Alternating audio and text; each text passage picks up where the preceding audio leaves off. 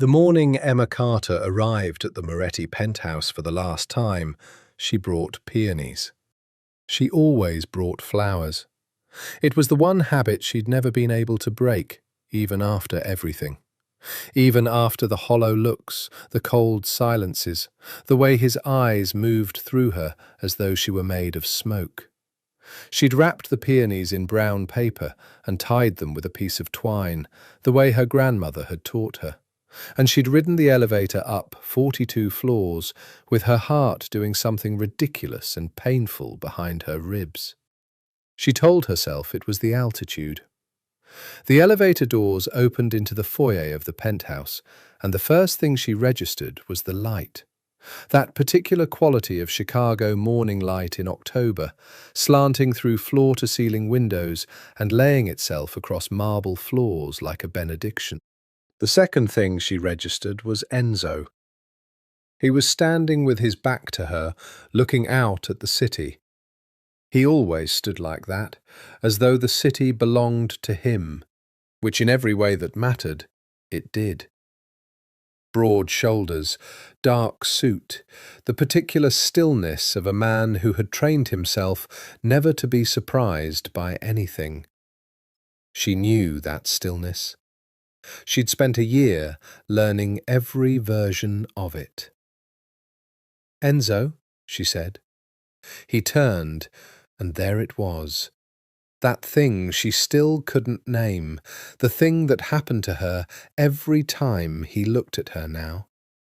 It wasn't the look itself that hurt. It was what was absent from it. 3 months ago, when Vincenzo Moretti looked at her, there had been something in his dark eyes that she'd never seen him show anyone else. Something that was only hers. A warmth, guarded and rare, like a flame kept behind glass. Now his eyes were just eyes, dark and unreadable, and completely, utterly empty of recognition. "Miss Carter," he said. His voice was the same, low, precise, the faint Italian lilt that came out more when he was tired or angry. But the way he said her name was different, formal, distant. The voice he used for lawyers and city officials and people he'd decided didn't matter. "I brought," she started, and then stopped, because she didn't know how to finish the sentence. "I brought the flowers you told me you loved. I brought the flowers I was holding the first night you kissed me. I brought the flowers that have been sitting in a vase on your kitchen counter for a year because you always replaced them when they died, because you told me once that watching flowers die made you think of your mother." She held up the peonies. "Flowers." Something moved across his face. It was so brief she almost missed it, a flicker, almost a frown, the expression of a man encountering something familiar in a context he couldn't place, like hearing a song from childhood and being unable to name it. Then it was gone. "You can leave them with Marco," he said, and turned back to the window. Marco, his head of security, the man who had, until 3 months ago, called her Signorina, with a warmth that told her he approved. Emma stood in the foyer of the penthouse where she had spent countless nights, where she had learned to cook pasta the way Enzo's grandmother had taught him, where she had once danced barefoot in the kitchen at 2 in the morning while he watched her from the doorway with that unguarded, private smile. And she understood, not for the first time, but perhaps most completely, that something had been taken from her that she didn't know how to get back. She left the peonies on the table near the door. She did not leave them with Marco. The Moretti family had been in Chicago for 80 years. They'd come over from Palermo in the 40s, 3 brothers and a mother who'd buried her husband on the boat and arrived in America with nothing but grief and ambition. Within 10 years, they'd planted themselves so deeply in the South Side that even the Irish families acknowledged the roots. By the time Vincenzo was born, the Moretti name meant something that couldn't be said out loud in polite company, but was understood everywhere that mattered. Old money, old blood. The kind of power that didn't announce itself because it didn't need to. Vincenzo had taken over at 28, when his father had a stroke at the table during Sunday dinner and never woke up. He'd walked into a room full of older men who thought they could manage him and had, within 6 months, made it so clear that he could not be managed that 2 of them had quietly retired, and one had disappeared so thoroughly that not even his family asked questions. He was 36 now. He ran the Moretti empire, construction, real estate, the shipping interests, the quieter channels that didn't appear on any balance sheet, with the same cold precision with which he apparently ran everything else in his life. Everything, that was, except her. Emma had never been part of his world. That was the thing people who knew about them, the very few people who knew, had never quite understood. She wasn't a mob princess, wasn't a carefully chosen alliance.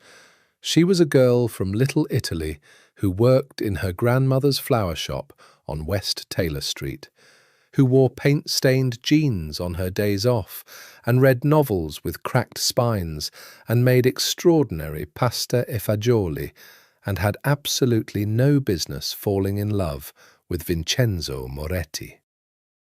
She'd met him because of a funeral. Not romantic, but honest. One of his associates had died, a natural death, which was apparently notable enough to warrant comment, and the family had ordered flowers from Fiori di Nonna, her grandmother's shop, because Nonna Lucia had been doing the Moretti family flowers for 30 years. The usual woman who delivered had twisted her ankle, and Emma had offered to go. She'd shown up at the church with 3 arrangements and a clipboard, and she'd nearly collided with a man coming down the front steps. "Watch where—" she'd started, and then looked up. He'd been wearing a black suit with no tie, and he'd looked at her with an expression of such complete, undisguised surprise that she'd almost laughed.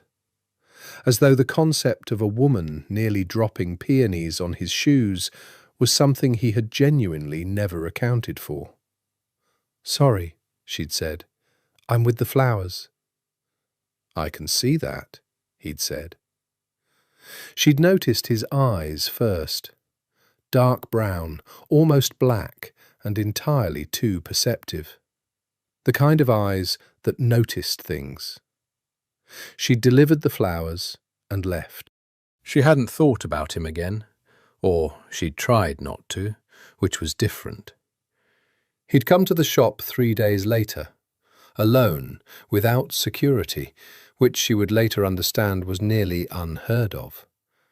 He'd stood in the doorway of Fiori di Nonna, with his hands in his pockets, and her grandmother had emerged from the back room, taken one look at him, and said something in Italian that Emma didn't fully catch.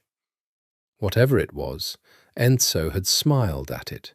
Not his public smile, the controlled one, but something quicker and more genuine. And then he'd looked at Emma and said, "I'd like to order flowers for my apartment." "What kind?" she'd asked. "Whatever you think," he'd said. "You seemed to have opinions." It had been, in retrospect, the most Enzo thing he could possibly have said. She was thinking about all of this on the ride back down in the elevator. The peonies she hadn't left behind, sitting in her arms like a reproach, when her phone buzzed. "Sophia, did you go?" Sophia Greco was Emma's best friend, had been since the 3rd grade, and was the only person besides Emma's grandmother who knew the truth about Enzo. Or the version of the truth Emma had told her, which was, "I fell in love with a man who can't love me back anymore, and I don't know why." "Yes." And nothing. same as always. She watched the floor numbers descend.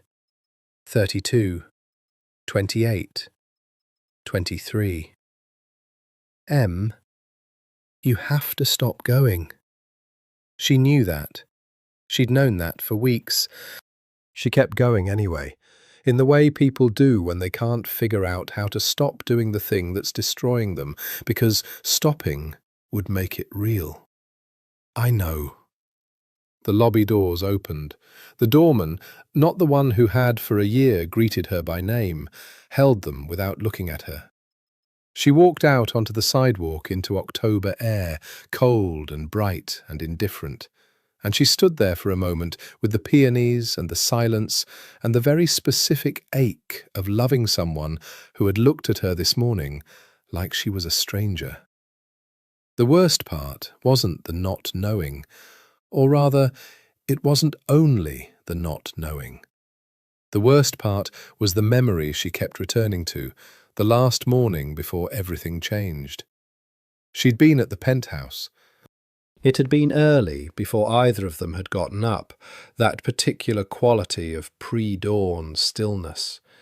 She'd woken to find him already awake, watching her with those dark eyes. "What?" she'd asked. "Nothing," he'd said, and then, after a moment, in the voice he used only in the dark, only when he thought she might be half asleep, "You're the only person I've ever not wanted to leave." She hadn't said anything. She'd been afraid that if she spoke, the moment would end. The next morning, he'd looked at her and asked who she was. She still didn't understand it. She'd tried, God, she'd tried. She'd called his number and been told by an assistant she didn't recognize that Mr. Moretti was unavailable. She'd sent a letter, an actual handwritten letter, because she hadn't known what else to do, and received no response.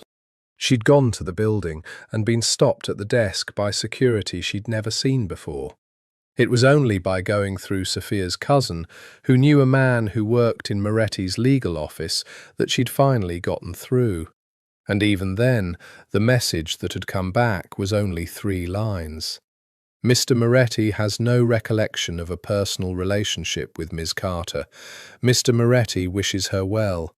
Further contact should be directed to the legal office. She'd read those 3 lines so many times she could recite them. She walked the 6 blocks to the subway in the cold, the peonies slowly wilting against her chest, and she tried to remember what it had felt like to be a person who didn't know his name. She couldn't. 3 months earlier, or rather 3 months ago, in the story Emma didn't know she was living in, it had been a Tuesday in July. Enzo remembered very little of that night. That was, by now, a medical fact, confirmed by 3 neurologists and 1 very expensive specialist flown in from Rome. Retrograde amnesia following a traumatic brain injury, they'd said, caused by a single bullet that had grazed the left temporal lobe with enough force to do damage that was, the specialist had said, with the particular delicacy of a man delivering bad news to someone who could, theoretically, have him killed, selective in its effects. Selective. He'd spent 3 months turning that word over. He remembered his name. He remembered his family, his business, his city. He remembered every face that had ever crossed him, every debt that had ever been owed, every deal that had been struck in back rooms with men who smiled too much. He remembered his father's face in the moments before he died and the particular sound of the city from 42 floors up on a winter morning. What he did not remember was the year preceding the shooting. 12 months, gone as cleanly as if they'd been cut out with a blade. He knew the facts of those 12 months. His office manager, his security chief, his medical team had all provided him with what they could. Business matters, family matters, the state of various ongoing arrangements. He'd been thorough. He'd gone through records, reviewed files, spoken to the people who needed to be spoken to. He had not found anything about a woman named Emma Carter. That was by design. Dante Ricci, his second in command, and the man who had held things together in the weeks following the shooting, was 32, compact, and possessed of the particular combination of loyalty and ruthlessness that Enzo valued above almost everything else. He was also, currently, the only other person in the world who knew both halves of the story. They were in the study of the penthouse, Enzo behind the desk, Dante in the chair across from him that visitors used, though Dante had long since stopped sitting like a visitor. When Enzo said, without looking up from the report he was reviewing, "She came again." "I know," Dante said. "I saw the camera." "She left flowers on the table." Dante was quiet. "Peonies," Enzo said. He didn't know why he said that. He set down the report. "She leaves them every time. She's been leaving them since before. Since before." "Enzo, there are no records of her. You saw to that." "Yes." "Her access codes were revoked. Her name was removed from every list." He paused. "I want to know why I'm still letting her into the building." This was the question that had been sitting between them for 3 months, and Dante had been remarkably good at not answering it. He was, Enzo thought, perhaps the most careful man he'd ever employed. "Dante, because I don't think you actually want me to stop her," Dante said. Enzo looked at him. "Before the shooting," Dante said, choosing each word with the precision of a man disarming something, "you were not... you were different. With her." He stopped. "You told me once. You told me that if anything happened to you, I should make sure she was looked after. That was the exact phrase. Looked after. That sounds like something I would say about an employee." "It wasn't the way you said it." The silence stretched. "Tell me the rest," Enzo said. "I've told you. Tell me again." Dante leaned back. He had the look of a man deciding how much of the truth was safe to give. "Her name is Emma Carter, 28. She grew up in Little Italy, works at her grandmother's flower shop on West Taylor. She's not connected, not to any family, not to any business. She's entirely civilian." He paused. "She and you were involved for approximately a year before the shooting. It was private. Most people didn't know. And she doesn't know about the amnesia." "No. You kept that from her." "On your prior instruction," Dante said carefully. "You were very specific, before the shooting, about what you wanted kept from the civilian side of your life. Emma Carter was on that list. Any medical information was on that list. She thinks I simply..." Enzo stopped. "She thinks I simply decided to stop." "Yes." He stood and went to the window. The city lay below him, mid-morning and ordinary, utterly indifferent to what happened in this room. He thought about her face this morning in the foyer. He'd watched her on the camera before she arrived, which he had taken to doing without fully examining why.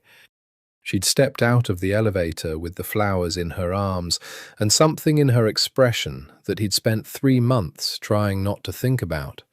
A specific quality of hope, small and carefully controlled, like someone who has trained herself not to hope too much in case it costs her something. He didn't remember her. He'd searched his memory with the same forensic thoroughness he applied to everything, and there was nothing there. No face, no voice, no moment. just a blank in the shape of a year. And yet, he'd been in the foyer when she arrived because he'd come down to look at the flowers from her last visit, still in the vase, still there because he hadn't told anyone to remove them. He'd been standing with his back to the elevator. He'd heard the doors open. And something had happened in his chest before he turned around, something that his body had done without asking his brain's permission. A recognition that wasn't memory, something older and more instinctive than that. He'd turned and looked at her and said her name without thinking. Miss Carter. Her name in his mouth had felt, for a half-second, like a different word. A word he used differently than he was using it now. He pressed that thought flat. She came to the building 11 times in the past 3 months, Dante said from behind him. Each time she's brought flowers. Each time you've... He paused. Each time the visit has been brief. You've spoken to her the way you speak to... I know how I've spoken to her. She always leaves alone. He didn't answer. Enzo. Dante's voice was, for a moment, something other than professional. There are things I haven't told you, things about the year before, things that are... He stopped. I have been trying to determine what serves you best, and I have not... I'm no longer certain that keeping her at a distance is... Whose side are you on? Yours, Dante said immediately. I've been on your side since we were 17 years old. Which is why I'm telling you that she came here today with peonies and left with them still in her arms. And she had an expression on her face that I last saw on... He stopped again, very deliberately. On your face, when you thought no one was watching. The city was grey and bright and vast below. What happened the night of the shooting? Enzo asked. It was a question he'd asked before. He was asking it differently now. You were at her apartment, Dante said. You'd been there for dinner. You left at 10 and were hit on the street 2 blocks away. The shooter was a professional. We identified him 3 weeks later, taken care of. It was Benedetti family business, retaliation for the Cicero deal. Nothing to do with her. She was in the apartment. She heard the shots. She came outside. Dante paused. She was there when the ambulance came. She rode with you to the hospital. She was at the hospital. She was there for 6 hours, until I arrived and until the family arrived and the situation became controlled. The silence was very loud. She sat in a hospital waiting room for 6 hours, Enzo said, and then we sent her home and told her nothing. We told her you were alive. And then 3 weeks later, when I woke up, you didn't ask for her, Dante said quietly, because you didn't remember her. You didn't know to ask. He turned from the window.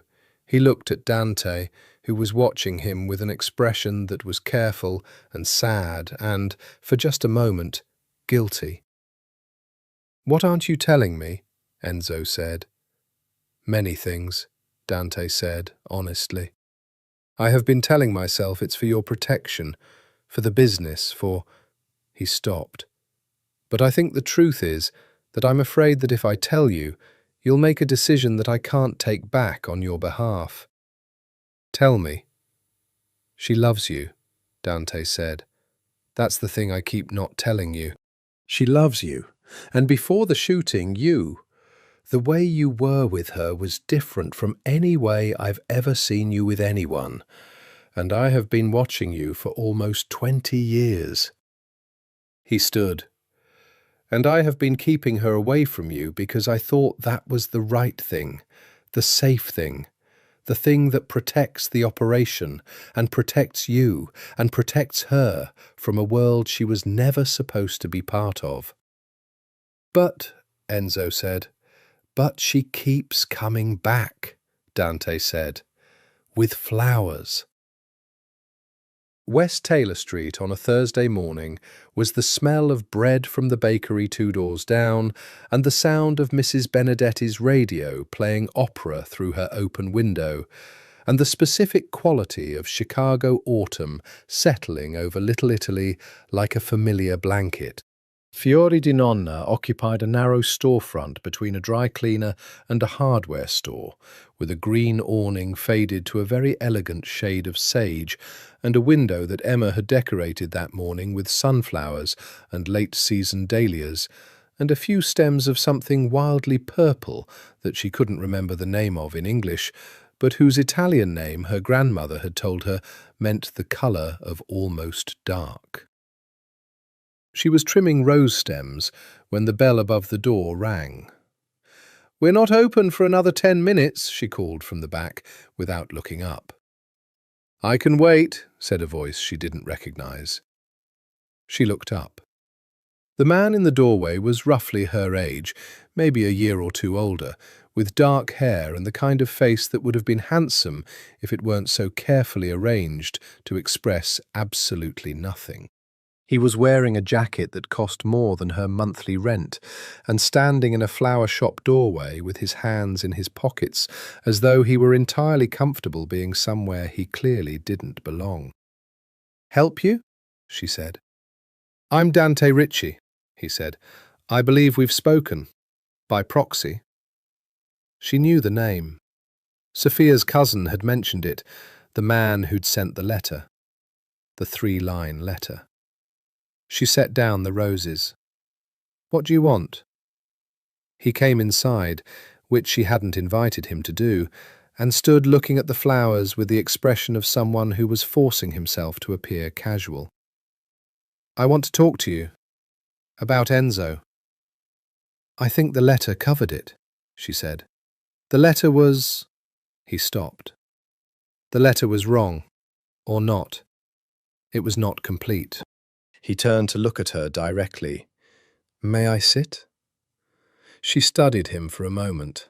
Dante Ricci, she knew from what little she'd been able to piece together, was Enzo's right hand, had been for 20 years. If Enzo trusted anyone, if Enzo was even capable of trust in the way she meant it was this man. She pulled a stool out from behind the counter and gestured to it. He sat. He looked, she thought, like a man who was about to say something that he had been not saying for a very long time. "There is something you don't know," he said, "something that was kept from you deliberately. I have to tell you now, not because I think it will make things easier. It won't.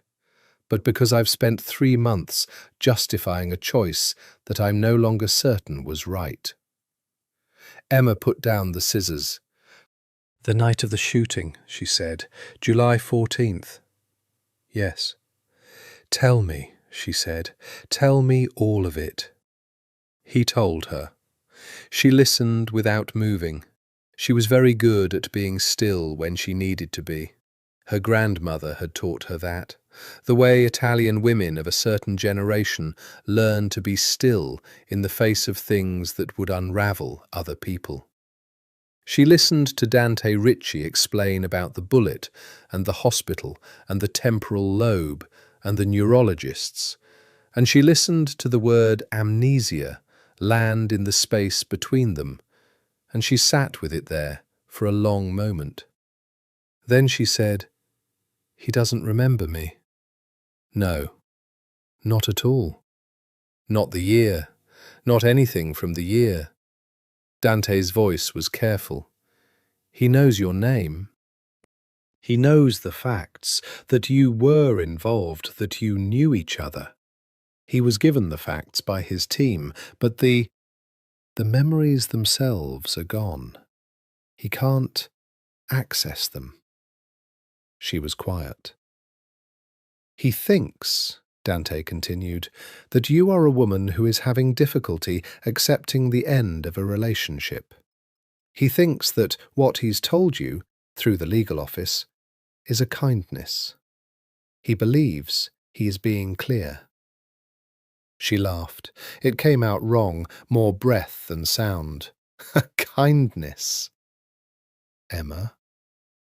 He thinks I keep coming back because I can't let go. She was looking at the roses on the table, not seeing them. He thinks I'm... I know. And you've let him think that? For 3 months. She looked at Dante, and whatever was in her expression made him look away first. You've let me think. I thought I'd done something. I thought... I went through everything, every conversation, every night, trying to figure out what I did wrong, what changed. Her voice stayed level. This was a skill she'd been practicing. You knew the whole time. I was following what I believed were his prior instructions, Dante said. Keep civilian relationships separate from medical information. Protect the operation. Protect the operation, she said softly. I know how that sounds.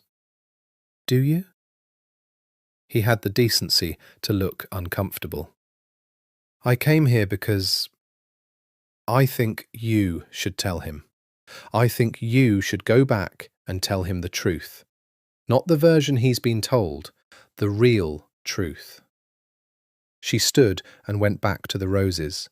She picked up the scissors.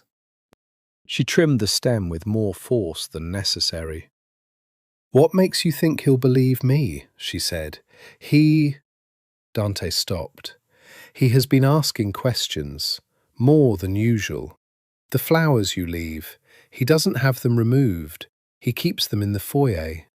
When I mention your visits, his reaction is... He paused.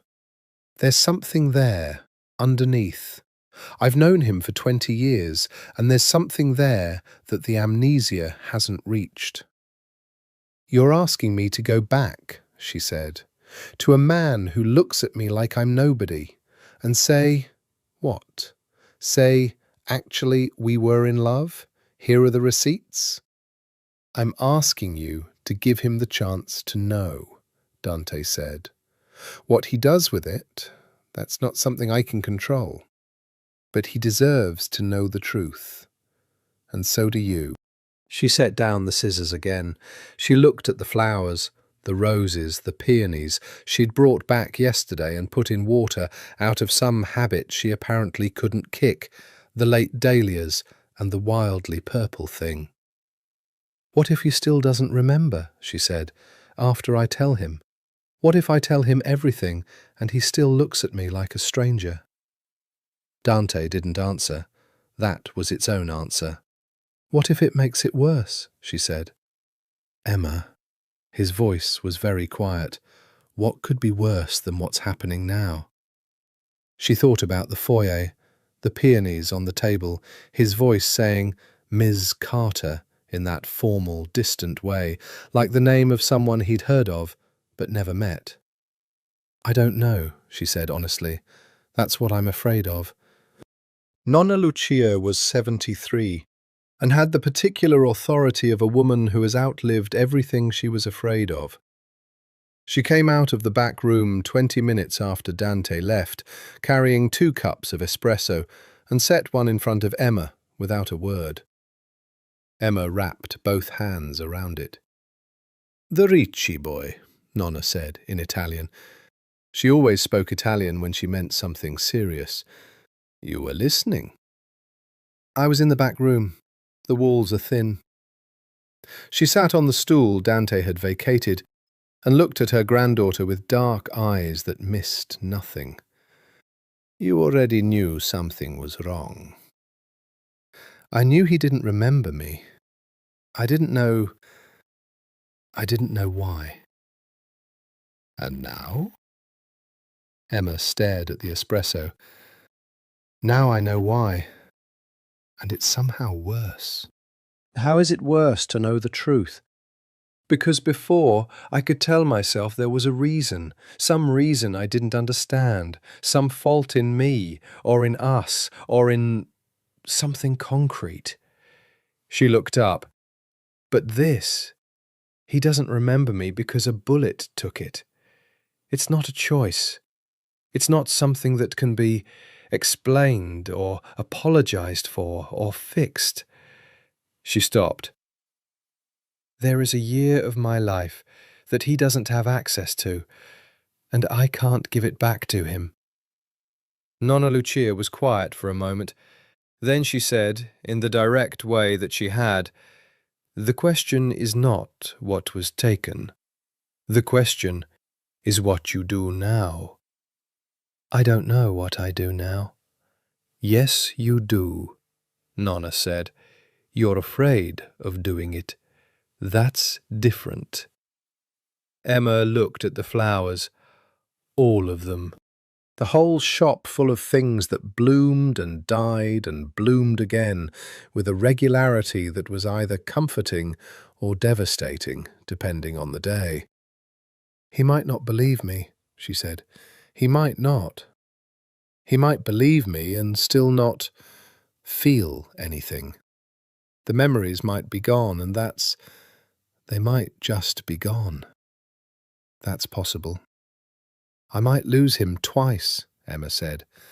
"I might go there and tell him everything, and then lose him all over again, with full information this time." Nonna Lucia picked up her espresso and drank it in the way she always did. 2 sips, no more, the way her own mother had taught her.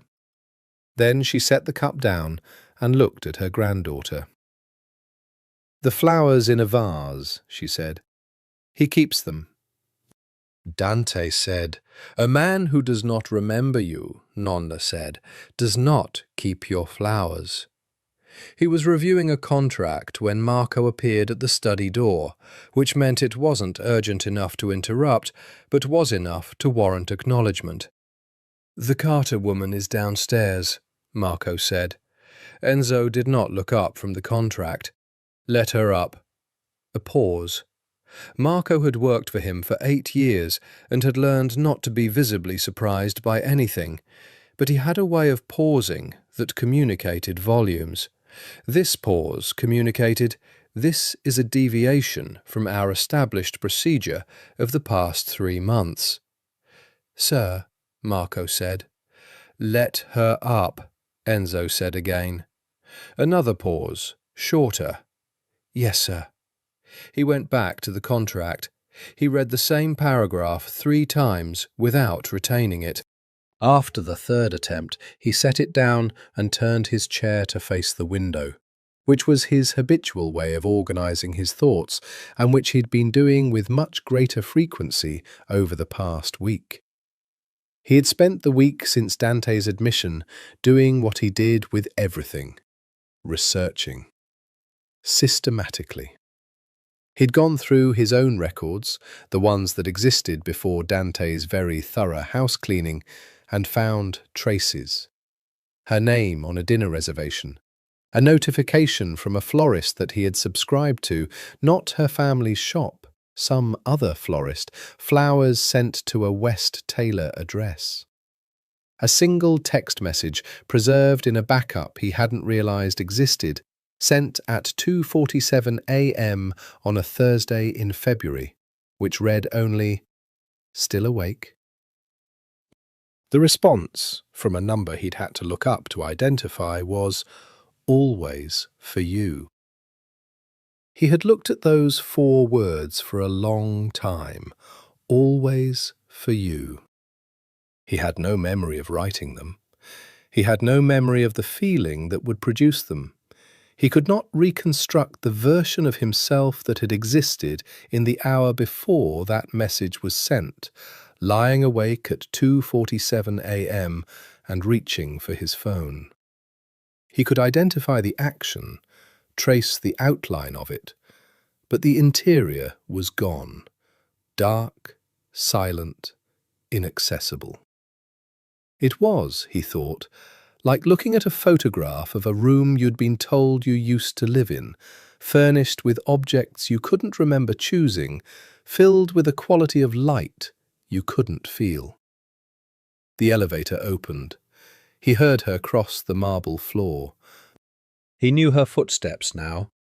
They were lighter than he'd expected for someone of her height, and she had a habit of slowing slightly when she came through the foyer, which he'd put down initially to hesitation and was now reconsidering.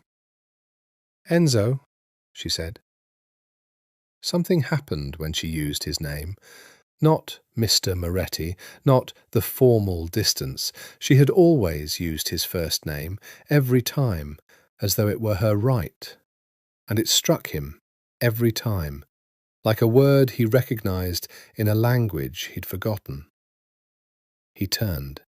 She was standing in the entrance to the study. She was not holding flowers this time. She was wearing a dark green coat, and her hair was loose, and her expression was something he hadn't seen from her before. Not the carefully controlled hope of her usual visits, but something rawer and more resolved. The expression of someone who has decided. "Can I sit?" she said. He gestured to the chair across from his desk. She sat. He sat. They looked at each other across the desk, and the silence had a different quality than it usually did, less like absence and more like waiting. "Dante told me," she said.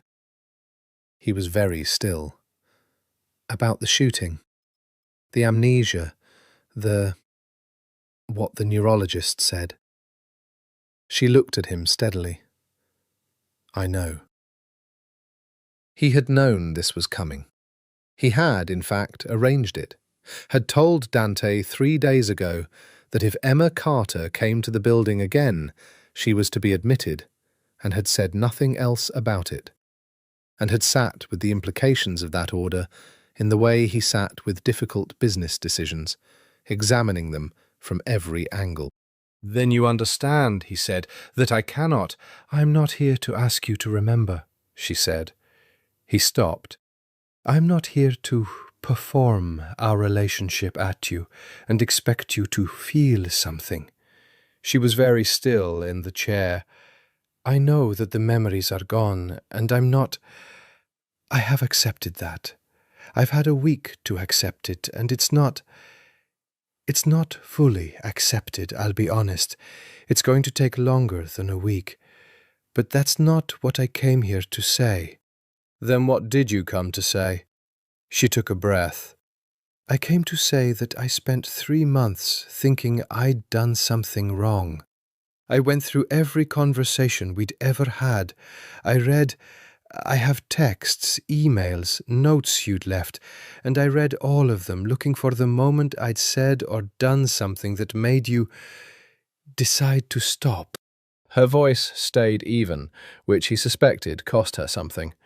"I thought I'd imagined it. I thought maybe I'd misread. I thought maybe I'd built something in my head that I'd wanted it to be more than it was." "Emma, let me finish." She said it quietly, without force, but it was not a request. "I know that what we had was real. I know it because I was there, and because I remember it, and because I still have 47 texts from a number that no longer answers that tell me, in your words, not mine, that it was real." She stopped. "And I know you don't remember any of it. And I know that's not your fault. And I'm so sorry you were hurt. I was there that night. I rode in the ambulance with you. I sat in a hospital waiting room for 6 hours and Her voice broke once, briefly, and she pressed her lips together. "I didn't know if you were going to live. For 6 hours, I didn't know." He was watching her with the absolute stillness that was his truest face, the one underneath the performance and the cold and the control. "I'm not asking you to love me," she said. "I'm not asking you to feel something you don't feel. I'm asking you to know the truth. because you were lied to. We were both lied to in different ways, and you deserve to know what was taken from you." She looked at him directly. What we had taken from us. The room was very quiet. Outside, 42 floors down, Chicago went about its ordinary life, entirely indifferent to what was happening in this room. "I remember nothing," he said. It came out differently than he'd intended. Not a defense, not a correction. Something closer to grief. "You understand that. Not the first meeting, not the whatever we were, not any moment. It's not dim or partial. It is completely gone." "I know." "Then what you're asking—" "I'm asking you to let me tell you," she said. "Not to make you feel it, not to perform it, just to know that it happened, that you were—" She stopped, and for the first time her composure shifted, something younger and more vulnerable coming through. "You were happy," she said. "I want you to know that. Whatever else happened and whatever comes next, you were happy. We both were. For almost a year we were both genuinely, actually happy. I think you deserve to know that about yourself." He looked at her for a very long time. He thought about the text message at 2:47 a.m. "Always for you." He thought about the flowers still in the vase in his foyer, because no one had told him to remove them, and he had not told anyone to either, and he had walked past them every morning for 3 months and not been able to explain why he didn't want them gone. "You said we met because of flowers," he said. Her expression changed, a kind of wary hope, that sane quality he'd noticed on the camera, small and carefully held. "Yes." "Tell me about that," he said. "Tell me how it started." And she did. She told him about the church steps, the peonies she'd nearly dropped, the way he'd looked at her with that expression she'd never seen on his face again, real, unguarded surprise, as though she were something the world had produced without prior notice. He listened. She told him about the shop, about him coming back 3 days later, alone, about her grandmother appearing from the back room and saying in Italian, "Ah, so you're the one who's going to cause problems."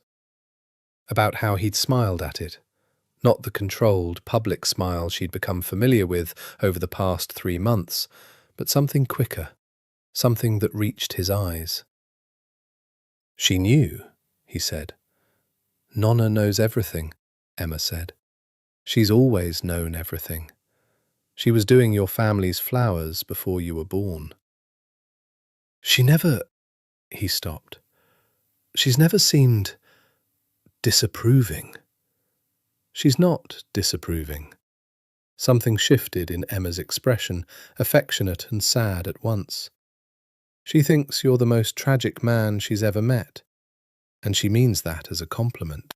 She thinks tragedy is interesting." He was quiet for a moment, then, "How did it start?" "After the shop." So she told him that too. He'd sent someone for the flowers twice, and then the third week he'd come himself, and they'd talked for 45 minutes in the back room of Fiori di Nonna about a botanical subject she couldn't remember anymore, which was not the point. The point was that she'd looked up at some moment and realized that the most powerful man in Chicago was explaining the difference between determinate and indeterminate varieties of dahlia with an animation she'd never seen in him in public, and that she had said something that made him laugh.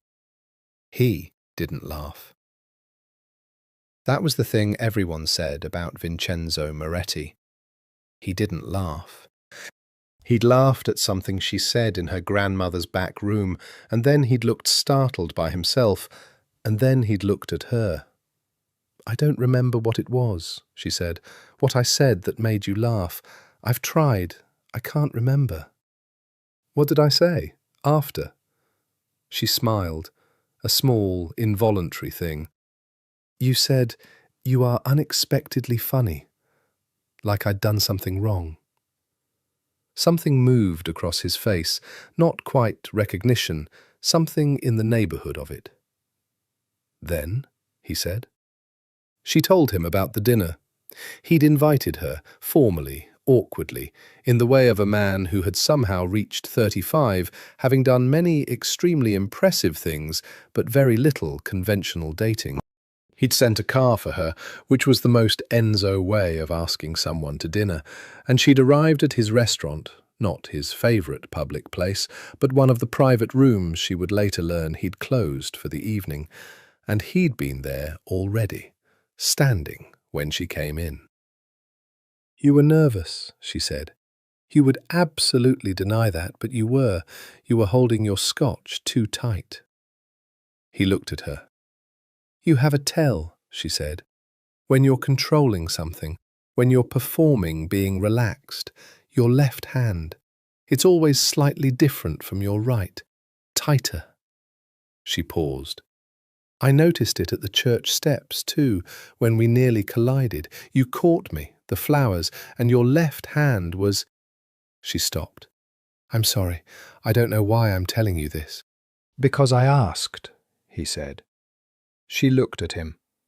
There was something in his expression she hadn't seen in 3 months. Not warmth, not the specific thing she'd lost, but something quieter. Attention. The quality of a man who was actually listening, not just waiting for the next relevant data point. The dinner, he said. What happened? We talked for 4 hours, she said.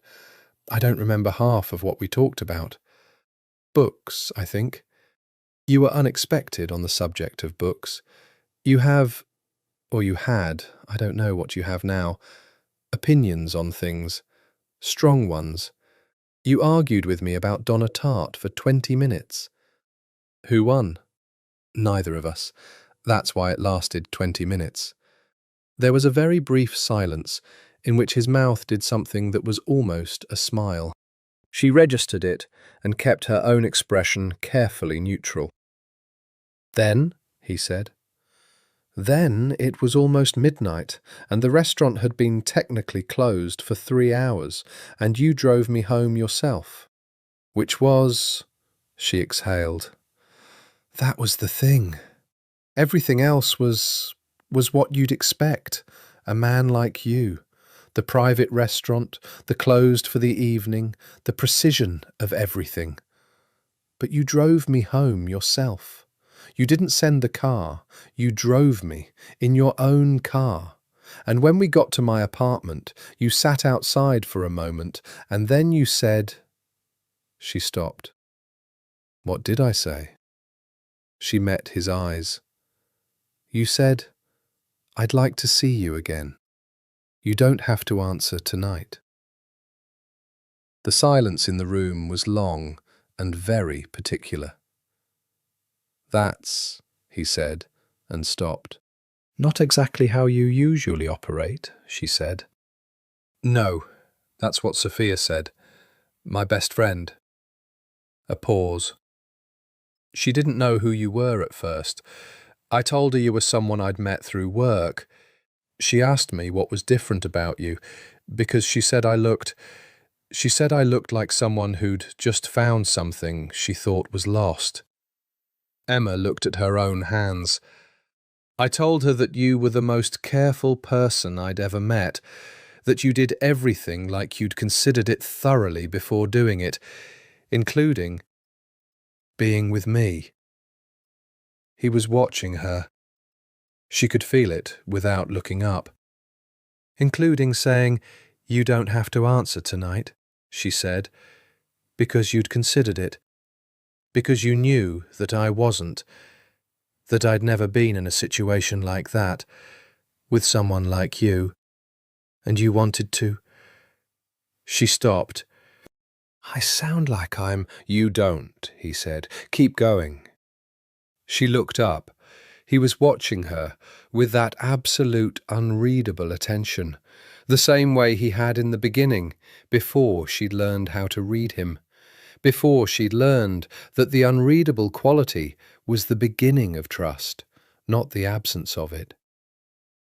I saw you 3 times before you told me who you actually were, she said.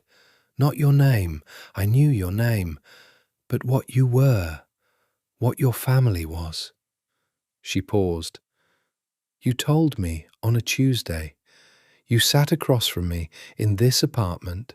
She gestured around at the room they were sitting in, and you explained very precisely what the Moretti name meant, what being involved with you would mean. You said you wanted me to make an informed decision. Did you? He said. Make an informed decision. I did, she said. It took me about 3 days and several long conversations with Sophia and one conversation with my grandmother, who was entirely unsurprised and gave me advice I didn't ask for. She paused. I decided yes. He was very still. I decided yes, she said again, because in 6 weeks you had never once been anything but honest with me. You had never pretended to be something you weren't. You were the most controlled person I'd ever spent time with. And you were also, when it was just us, you were kind. She looked at him steadily. You were genuinely kind to me, in ways that I don't think you showed other people. Emma, he said. I'm not asking you to feel that, she said immediately. I'm not performing it. I'm just telling you. Because you asked. Because Dante said you deserved to know the truth. Yes, he said. He stood. He went to the window. His habitual move, she remembered, the way he organized his thoughts. She'd watched him do it 100 times. She watched him do it now, and the familiarity of it hit her somewhere below the ribs with a sharp, specific pain. When you leave today, he said, what happens? She wasn't sure what he was asking. Do you come back? He said. Is that something you intend to continue doing? She thought about Nonna's question. What could be worse than what's happening now? I don't know, she said honestly. I came today because Dante told me the truth, and I thought you deserved to hear it. I don't know what comes after that. I want you to come back, he said. She was very careful not to react. Why? He turned from the window. In the afternoon light, it had gotten late. She'd been here for 3 hours without noticing.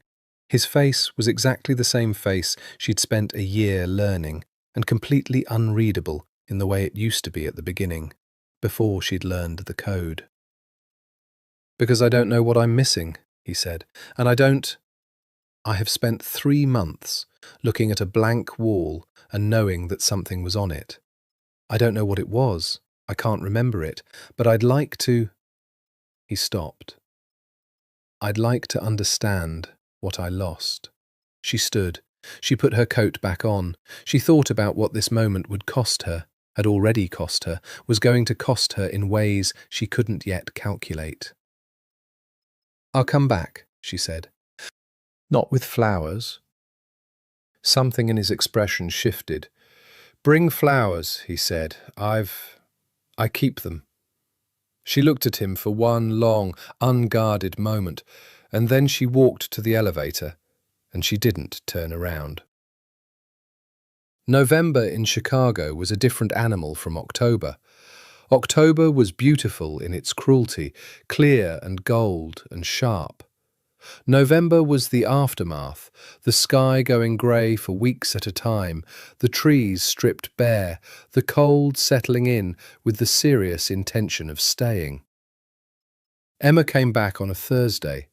She brought stargazer lilies because peonies were out of season, and she'd been trying, gently, tentatively, to vary the vocabulary. She was aware of how much she was reading into his "bring flowers," which was almost certainly just an offhand comment, probably meant nothing, probably shouldn't be analysed for 17 minutes in the back room of the shop while her grandmother watched her with an expression of serene patience. He was in the foyer when the elevator opened. Not by design, apparently, or at least the appearance of not by design. He was on the phone, moving toward the kitchen with his jacket off and his sleeves rolled up, and he glanced at her when she came in and held up a finger. She stood in the foyer and looked at the space where her peonies had been, which now held a glass vase of white roses, tasteful and impersonal, the kind of thing Marco or someone else had clearly chosen. Then she looked at the lilies in her arms and at the white roses in the vase, and she made a decision. And she went to the kitchen and found a vase and put the lilies in it and set them on the counter. When Enzo appeared in the kitchen doorway, phone gone, jacket still off, he looked at the lilies and then at her. "Stargazers," she said. "Peonies are done for the season." "What do they mean?" he said. "Flowers have meanings. You told me." He stopped, corrected himself. "There's a thing about flowers and meanings." She was careful about what her expression did. "There's a Victorian tradition, the language of flowers. It's mostly symbolic, poetic." "What do stargazers mean?" "Ambition," she said, "and purity, depending on the tradition." "And peonies?" She looked at him. He was looking at the lilies. Prosperity, bashful shame, and good fortune. She paused. "And also, depending on the tradition, they're associated with the idea of a happy marriage." He looked at her then, not with the formal blankness of the past 3 months, but with something more complicated than that, something she didn't have a name for yet. "Come in," he said, as though she were arriving rather than already inside. "I'd like to ask you something." They sat in the living room, not the study. He'd brought them to the living room, which she thought was significant, though she was trying not to think too much about what was significant and what was simply two people arranging themselves in a space. She'd always loved this room. It was the most human room in the penthouse. Almost all the other rooms were careful and curated, designed with the precision of someone who wanted to project a particular image. But the living room had a shelf of books whose arrangement clearly hadn't been changed in years, and a chess set that was mid-game in a way that suggested he played alone sometimes, and a blanket on the armchair that had no business being as soft as it was. She had given him that blanket. It had been February. She had found it in a shop on Milwaukee Avenue, and it had been the most expensive blanket she'd ever bought in her life, and she'd carried it to the penthouse on Valentine's Day, not for the holiday, just the coincidence. And he had looked at it with an expression she still thought about sometimes. Not surprised. Something more careful than that. Like receiving a gift he'd talked himself out of wanting. The blanket was still on the armchair. She wondered if he knew where it had come from. She wondered if it mattered. "I've been reading," he said. "Things I apparently liked. Books." He said it in the clipped way of a man who finds it difficult to expose something this ordinary. Donna Tartt. Her chest did something complicated. "The Secret History," she said. "Yes. I apparently have strong opinions about it." "You do," she confirmed. "I can understand why," he said. "It's good. I can understand the opinions." "And?" "And I don't know if I'm having the same opinions I had before, or new ones." He looked at her. "That's the thing I keep. That's the shape of the problem." I can look at the facts and understand them.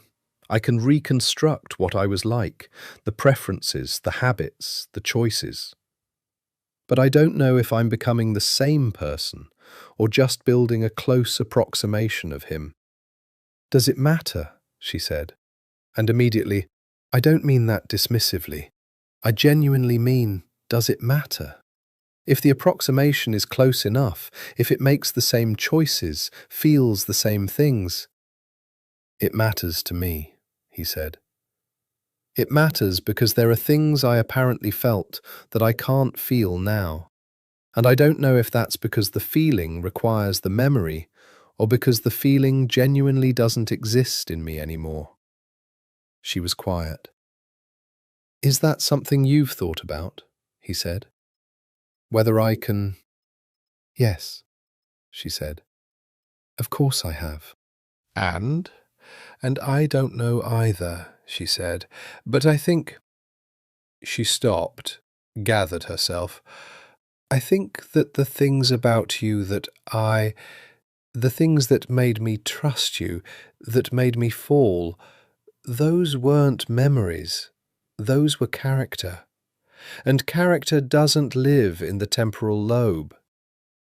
He looked at her with that attention again, the kind that made her feel, when they were together, like she was the only thing in the room worth looking at. What questions did you want to ask me? She said. One question, he said. Did you know, before I told you what I was, before I explained the family, the business, did you suspect?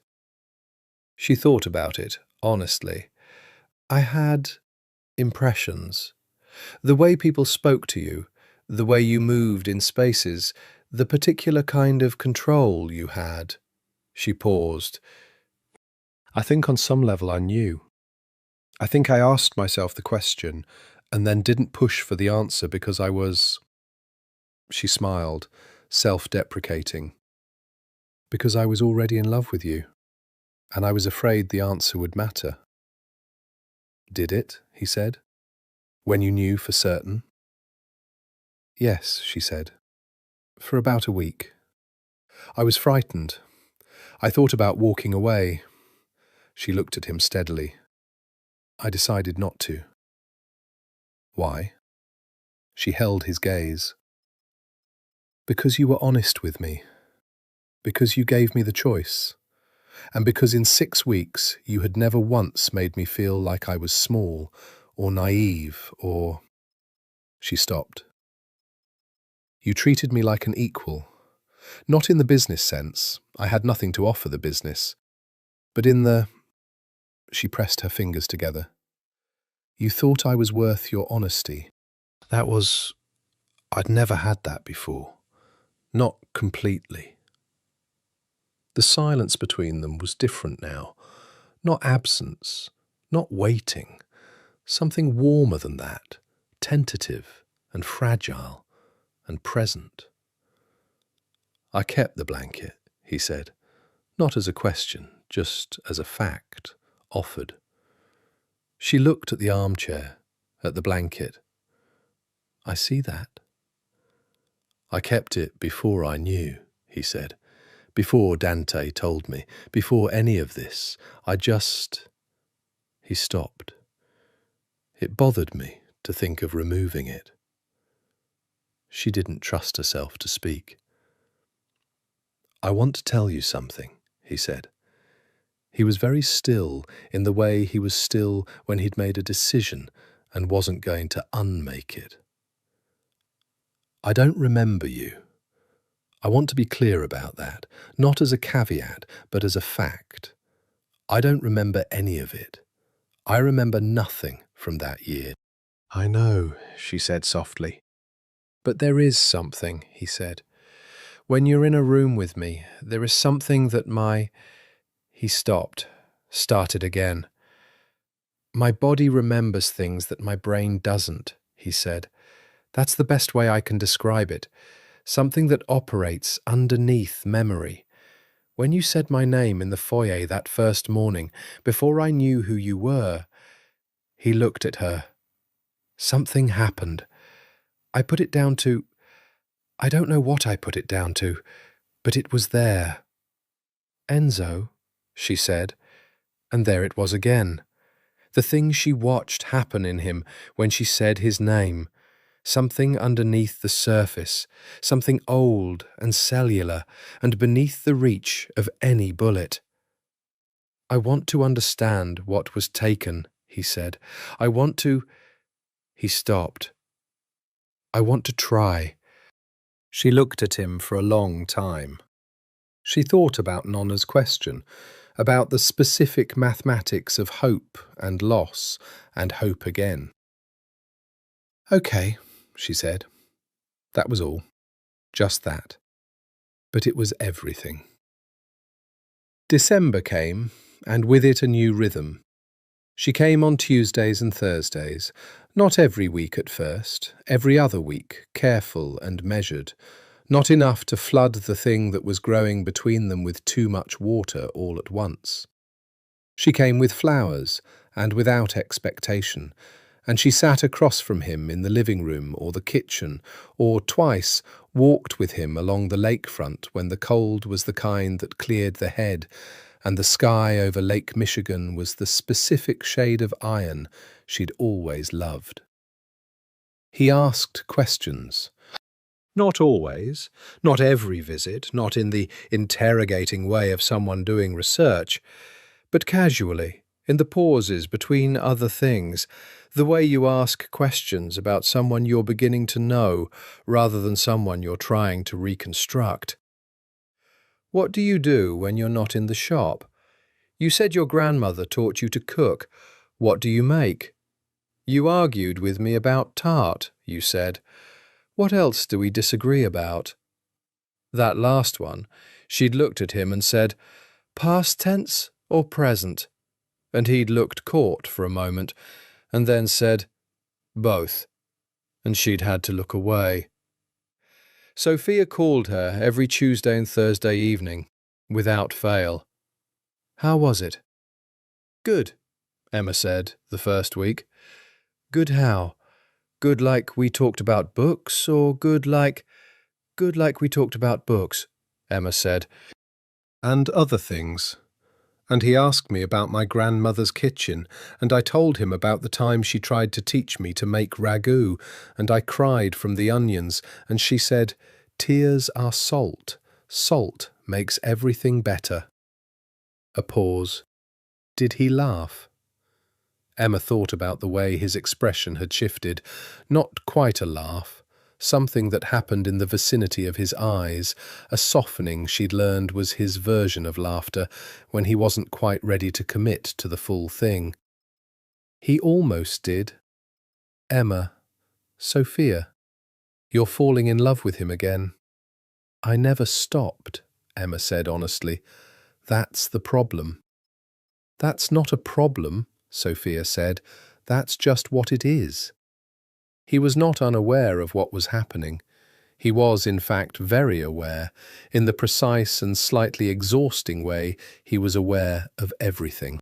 He catalogued the changes the way he catalogued everything, systematically, without sentiment. The way he looked for her car on Tuesday mornings. Dante drove her when the weather was bad, which she didn't know Enzo had arranged. The way the penthouse had a different quality when she'd been there recently, something warmer and less precise, a slight dishevelment that his housekeeper had probably noticed without commenting on. The way he'd started keeping flowers in the apartment himself between her visits, which he'd caught himself doing and stared at for a moment in the florist's, holding a bunch of winterberries, trying to decide what was happening to him. He'd bought them. He'd put them in the foyer. He hadn't told Dante, who would undoubtedly have had a feeling about it. The difficulty, and he was trying to be very honest with himself about the difficulty, which was not his natural mode, was that he didn't know what this was. He didn't know if what was happening between them was a genuine feeling or an echo. If the cellular level recognition he'd described to her was love, or just the ghost of love, the habit of a feeling that no longer had its source material. He'd ask his doctor, the neurologist, not the psychiatrist. He didn't have a psychiatrist, which the psychiatrist he'd seen once might have said something about. Is it possible, he'd asked, for emotional memory to persist when episodic memory is gone? The neurologist had looked at him over her glasses with the expression of someone who had been asked this in many different framings by the same patient. Emotional memory is stored differently, she'd said. The amygdala, not the hippocampus. It's possible that emotional associations, feelings connected to stimuli, to people, could persist even where the events themselves are gone. What does that look like? He said. Like knowing something without knowing why you know it, she'd said. Like a preference you can't explain. Like being comfortable with someone before you have a reason to be. He'd sat with that. It was not sufficient evidence. He was a man who dealt in evidence, in facts, in the provable thing. And yet he had her number in his phone, and he had texted it twice. Not for any particular reason, both times to ask something that didn't require a response, and both times she'd responded anyway. And both times he'd read the response more times than was strictly necessary. He had the blanket on his armchair. He had peonies, dried now, in a frame his housekeeper had asked about, and he'd said only, "Leave them," on his desk. He had a year of his life that was gone, and a woman who was carefully, patiently, without any of the pressure he'd braced himself for, describing it back to him. Not as a recrimination or a demand, just as a gift. This is what you were. This is what you felt. This is who you were when no one was watching. He didn't know what to do with a gift like that. It was a Thursday in the second week of December, and they were in the kitchen. She'd offered to make pasta, which she'd apparently done regularly before, and he'd said yes, partly because he was curious, and partly because there was something about the offer, the specific casualness of it, the way she'd stood in the kitchen and looked at the pantry with the ease of someone who'd done it before. That had undone something in him. "You know where everything is," he said. She was checking the pasta flour, her back to him. "Muscle memory," she said, without turning around. "I've tried not to. I'm sorry. I can stop." "Don't stop," he said. She turned then. She had flour on her left hand, and her hair had escaped from wherever she'd pinned it, and she was looking at him with an expression that she'd probably tried to neutralize and hadn't quite managed. "Sit down," she said. "You're standing like you're in a board meeting." He sat. It was strange, genuinely strange, to be told to sit in his own kitchen by a woman who was making pasta from memory in his pantry, and to feel not dislocated by it, but something more like... He didn't name it. He watched her cook. She talked while she worked, not continuously, but in the way of someone comfortable with silence, offering commentary when she had something to say, and letting the quiet be when she didn't.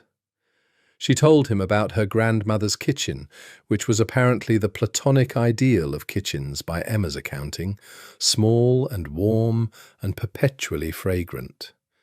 She told him about learning to make fresh pasta at the age of 7, supervised by Nonna Lucia, who believed that children should learn to do things properly from the beginning, or not at all. "She sounds formidable," he said. "She is. You liked her." "Did I?" "She told you that you had sad eyes and good hands, and that she hoped you'd use the second to remedy the first." Emma glanced at him over her shoulder. "You said, 'I hope so too.' She talked about it for weeks." He was quiet. "She liked you," Emma said more softly. "She doesn't like many people." That's... He stopped. Tell me more about the first dinner, the private restaurant. She looked at him, a flicker of surprise. I've told you that. Tell me again, different detail. She turned back to the pasta. A moment of silence, then, You sent a car for me. I wore the wrong thing. I wore what I thought was a nice dress and got there and realized I was underdressed. Not embarrassingly, but I was aware of it. She worked the dough with her hands. You didn't say anything, but the second I walked in, before I could feel awkward about it, you said, You look exactly right. Not like a compliment, like a fact. Like it was simply true, and you were reporting it.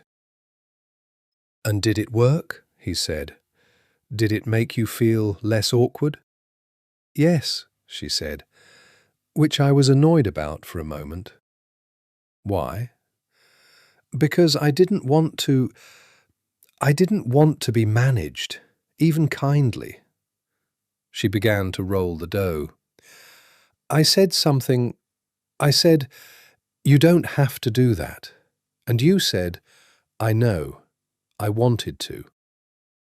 And that was different. He thought about those words. I know, I wanted to. The precise distinction between a reflex and a choice. You taught me Italian, he said. He'd found a list in a note on his phone that appeared to be vocabulary. Simple words, flower names mostly. She laughed, a real one, bright and involuntary. I tried. You were an impatient student. You didn't like being bad at things. I imagine not. But you tried. That surprised me. You kept at it even when you got frustrated. She rolled the dough thinner. You wanted to be able to talk to Nonna in Italian. You said... She stopped. What did I say? Quiet for a moment. You said that she was the first person who'd been kind to you without wanting anything back in a very long time, and that you wanted to be able to tell her that in her own language. He said nothing. She cried, Emma said, when you told her. She covered it very quickly and pretended it didn't happen, but she cried. The pasta was beautiful. He could see that, even not knowing what to look for. Thin and even, laid out with the particular confidence of someone who'd done it without thinking. Enzo, she said. She was still facing the counter. I want to ask you something. Ask. Does any of it feel familiar? Listening to it, does it feel like something you recognize? Or does it feel like hearing about someone else? He considered the question honestly, the way she always seemed to invite honest consideration by being honest herself. Both, he said. The person you describe I can see how he was. I can understand the choices he made. I don't feel the distance from him that I expected to. He doesn't feel foreign. He paused. But I can't feel it from the inside. I can look at the outside of it and think, yes, this is someone I recognize.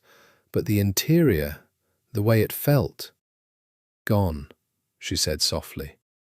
Gone. She turned. She was holding the pasta cutter, and her expression was very steady. Thank you, she said, for being honest about that. I told you from the beginning, I know you did. She turned back. It helps. It's easier when you're honest about it, when I know where the edges are. He watched her work. Something sat in the room between them, not named. He let it sit. The thing about Emma's life in Enzo's orbit was that it required a careful, ongoing compartmentalization, not a dishonest one. She knew what she'd agreed to, knew it all the way down. She'd known from the beginning, from the moment he'd sat across from her in this very apartment and explained, with the particular deliberateness of a man who has made a practice of not surprising people, what the Moretti name meant. She'd understood it then, and she understood it now, the second time around. The life he lived was not ordinary, and the people in it were not safe, and the world that surrounded him like a weather system was not one she could ever fully enter. She'd made her peace with the edges of it. The things she wasn't told, the rooms she didn't enter, the conversations that stopped when she came in. She wasn't naive about it. She'd grown up in Little Italy, had grown up with the particular street-level knowledge of a neighbourhood adjacent to power without being part of it. She knew what the Moretti name meant.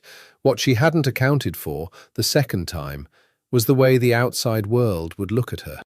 She first noticed it in December, at a Christmas party for one of Sophia's work friends, a large, loose affair in a warehouse space in Wicker Park, the kind of party where nobody knew each other well enough to be unkind. She was talking to a man she'd just met, a lawyer named Daniel something. Easy conversation, and at some point his phone buzzed, and he looked at it, and his expression changed. "I'm sorry," he said. Moretti, you know the name?" "I know of it," she said, carefully. "They own half the city," he said, in the way people say things they find impressive and disturbing in equal measure. "My firm did some work adjacent to them once." "Once." He shook his head. "The man himself I never met him, but the people who had, there's a thing people say about him." "What do they say?" "That he has no weak spots," Daniel said. "That there's nothing you can use against him. No family he's close to, no woman, no—" He shrugged. "That he's built like a fortress." She held her drink and said nothing. "He survived an assassination attempt in July," Daniel continued, scrolling something on his phone. "Two of the other families apparently—" He stopped. "Sorry, this is morbid party conversation." "It's fine," she said. He's the kind of man you hear about. Mythological, almost." Daniel put his phone away. "No attachments, no weakness. Very effective at what he does." He looked at her. "Sorry, tangent. What do you do?" She went home at 10, earlier than she'd planned. The following Tuesday, she told Enzo about it. Not to make a point, she hadn't gone there with an agenda, but because they'd fallen into the habit of telling each other things, small and large, and this had been sitting with her. He listened. His expression, by the time she finished, was very careful. "That's what they say," he said. "The fortress." "Is it true?" she asked. It was. He was quiet for a moment. "It was the operational strategy. No attachments, nothing that can be leveraged. A man without weakness is a man who can't be threatened through the people he loves." "Was," she said softly. He looked at her. "You said was," she said. "Twice." He didn't correct it. "Enzo," she said, "are we—" She stopped, started again. "What is this? What are we doing? I've been coming here for 6 weeks, and we talk, and I make pasta, and we walk by the lake, and I need to know what this is." He stood. She was learning his standing up as a tell. He stood when he needed to think, the same way he went to the window. She waited. "I don't know how to—" He stopped at the window. "I have never been good at this. Before. I was, apparently, but it took me a year to—" He turned to face her. I don't want to ask you to rebuild something with me until I know I'm capable of... Of what? Of being the person who was worth building it with, he said. The directness of it, the raw, unguarded quality of it, so unlike the controlled Enzo that most of the world saw, landed somewhere behind her sternum and stayed there. You were always worth it, she said. You don't know that, he said. Not now, not... The man before had a year with you to prove it. I've had 6 weeks. Then let it be 6 weeks and keep going, she said. I'm not asking you to... Enzo, I'm not asking you to love me the way you did before. I'm not even asking you to love me at all. I'm asking if we can... She pressed her hands together. I'm asking if you want to try. He looked at her from across the room. I want to try, he said. I have wanted to, since the first time you came back, since the first time you sat across from me in this room and told me about the church steps. I have. There is something here. He put a hand briefly to his chest. I don't know what to call it. I don't know if it's new or returning, but it's real, she breathed.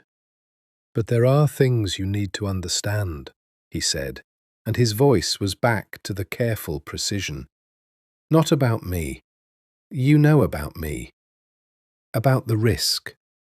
About the people who... The assassination attempt in July was not a singular event. There are families who... He stopped. I was protecting you before by keeping the relationship private. That protection becomes harder if this becomes. I know, she said. I knew before. It's different now, he said. I don't have... The year before, I had relationships and systems built to manage this. I'm rebuilding those. In the meantime, you are more exposed than you were. She looked at him steadily. I know. You were at the hospital, he said, the night of the shooting. The Benedetti family, the family who ordered the hit. They had people watching the hospital. They saw you. Something cold moved through her.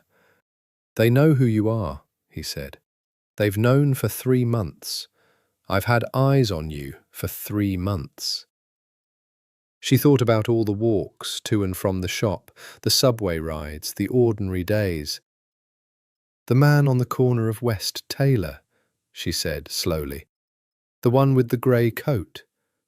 And the woman in the coffee shop across the street, he said. Yes, she exhaled. For 3 months. I know that's... Don't apologize, she said. I'm not angry. She was sorting through it, the specific shape of it.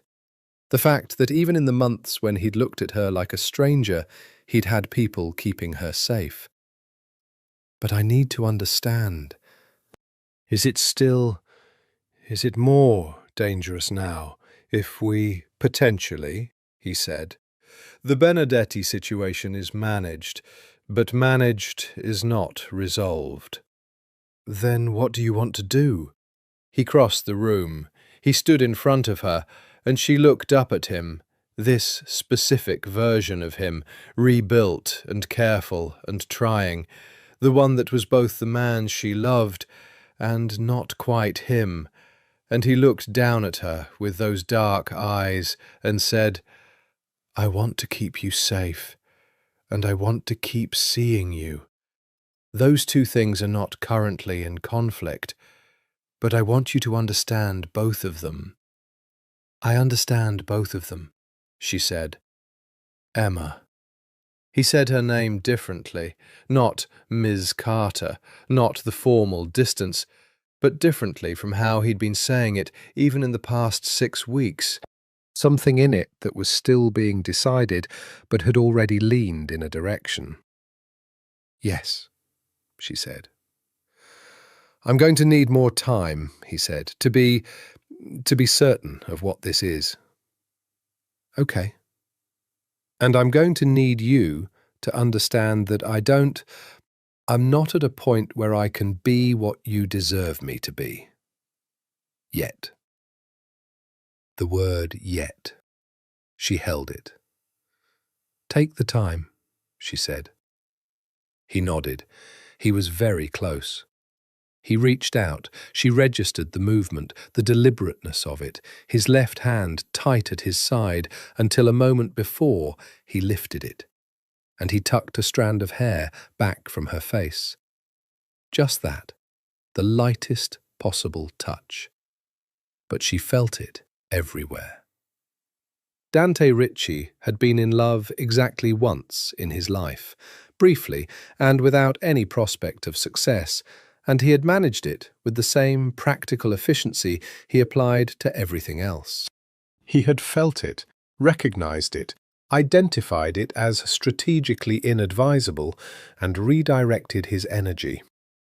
He was, he thought, very good at not wanting things. The thing that had been sitting with him for 3 months, increasingly sitting with him in the way of a thing that grows heavier the longer you try to carry it, was not his own feeling. It was Enzo's, or rather, the feeling he'd watched Enzo have last year before the shooting that Enzo didn't know he'd had. He'd been there in the various ways that he was always there, nearby, watching, knowing more than people realized. He'd watched Vincenzo Moretti, who had not allowed himself to want anything personal in 10 years, fall slowly and quietly in love with a woman who worked in a flower shop and argued about books and left paint on his door frames. He'd watched the changes, the way Enzo moved differently in the weeks she'd been in his life, slightly less contained. The way he'd started making decisions differently, not worse decisions, not weaker ones, but decisions that had a different quality, as though they came from a man who had something to protect. The way he'd smiled in private, with a realness that Dante hadn't seen since they were boys. He'd watched it happen. And then he'd watched it get taken in a single night, by a bullet that had missed being fatal by centimeters. He'd made the decision in the hospital to keep Emma away from Enzo's medical information. He'd made it quickly, in the way you make decisions under pressure, and he'd told himself it was for the operation, for the family, for the complex machinery of the Moretti empire that couldn't afford to have its head distracted by a personal grief. He was not certain now that it had been a good decision. He was not certain it had been the wrong one either. But the uncertainty had been increasing by degrees for 3 months and had reached its threshold the day he'd stood in Emma's flower shop and watched her receive the truth with a stillness that was both the saddest and most dignified thing he'd seen in a long time. He was in his office, his own apartment, the one he used for work, on the 16th floor of a building he owned in the South Loop, when his phone rang. Enzo. "I need to know about the Benedetti situation," Enzo said, without preamble. "Current status?" "Complete status. Everything you have," he told him. The Benedetti family had been managed, their operation destabilized, their assets frozen through channels that couldn't be traced, their leadership dealing with the kind of internal pressures that tend to occupy an organization's full attention. The specific shooter had been dealt with in July. The operation was wounded. "Not dead," Enzo said. "Not dead. Dormant." And their awareness of Emma Carter's relevance. Dante was quiet for a moment. This was careful territory. They know she was at the hospital. They may have inferred a relationship. They don't have current intelligence on her status. I want the current intelligence gap closed, Enzo said. Not just the watch on her. Closer. Enzo, closer means more visible. More visible means I know what it means. Means acknowledging the relationship, formally, in terms of how it looks to other families. I know what it means, Enzo said again. Do it. Dante thought about the man who'd called him from the hospital 18 months ago and said, in a way that had told him everything, if anything happens to me, make sure she's looked after.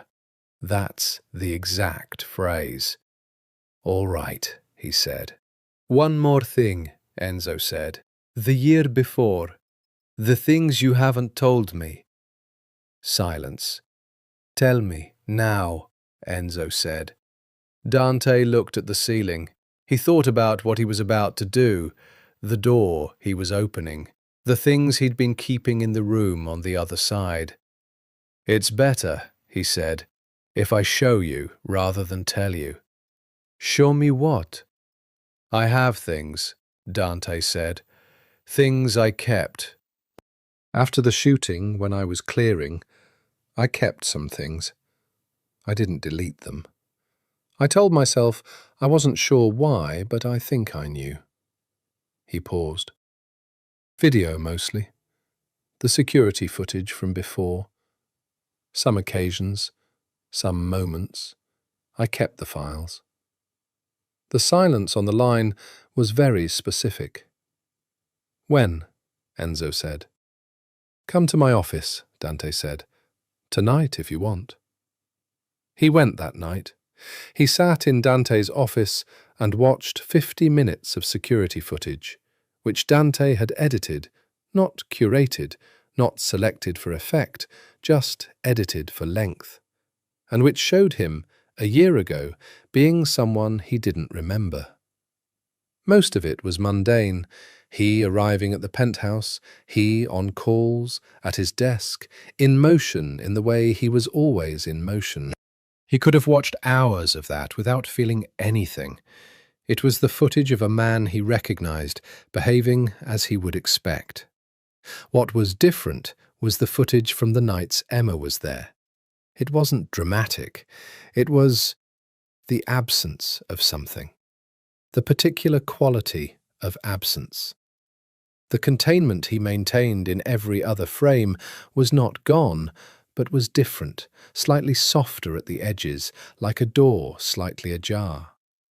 He watched himself cross a kitchen with 2 glasses of wine and hand one to her and say something that made her laugh, and then he watched his own face in the brief moment after, unguarded, private, something that was not a smile and was not quite happiness, but was in the neighbourhood of both. He watched himself, at the door of the penthouse as she was leaving, reach out and touch her face in the same gesture he'd done earlier this month.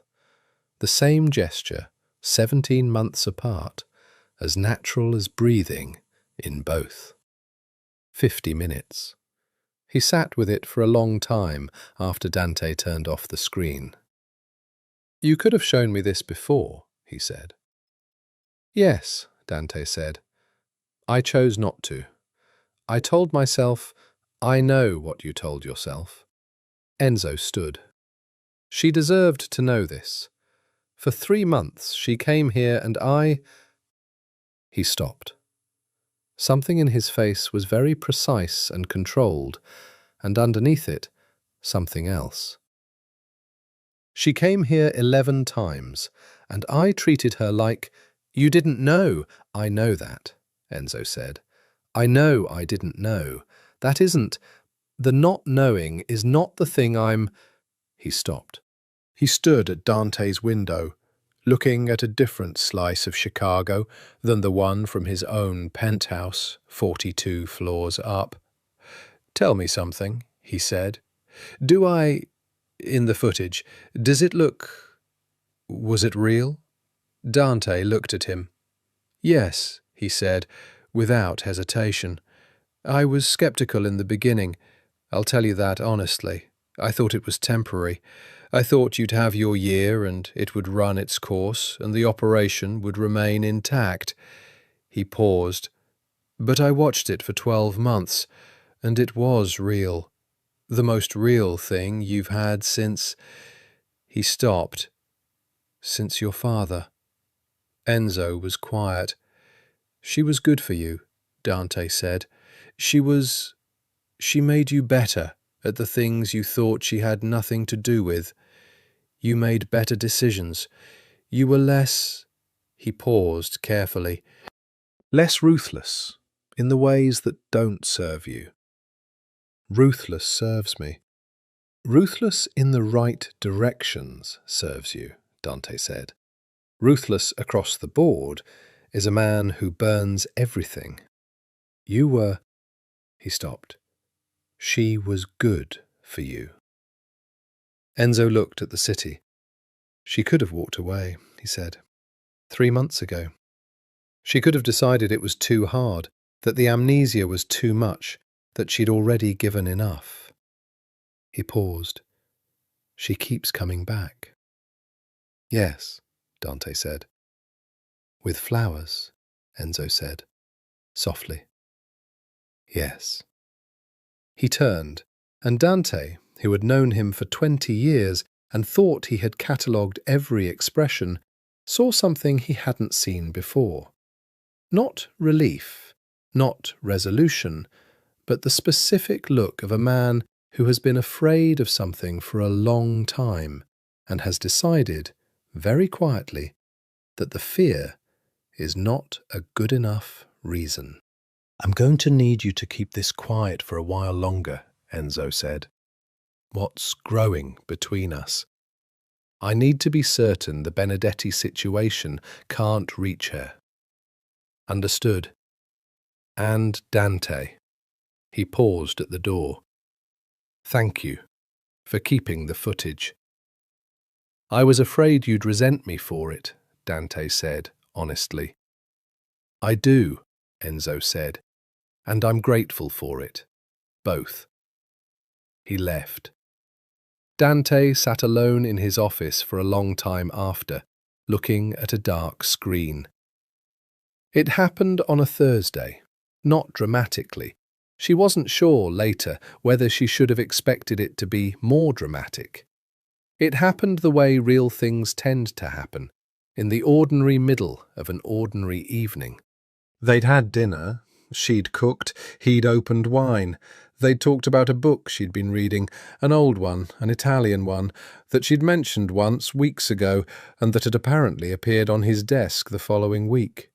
She'd noticed it and said nothing, and he'd not brought it up either, and that was its own conversation.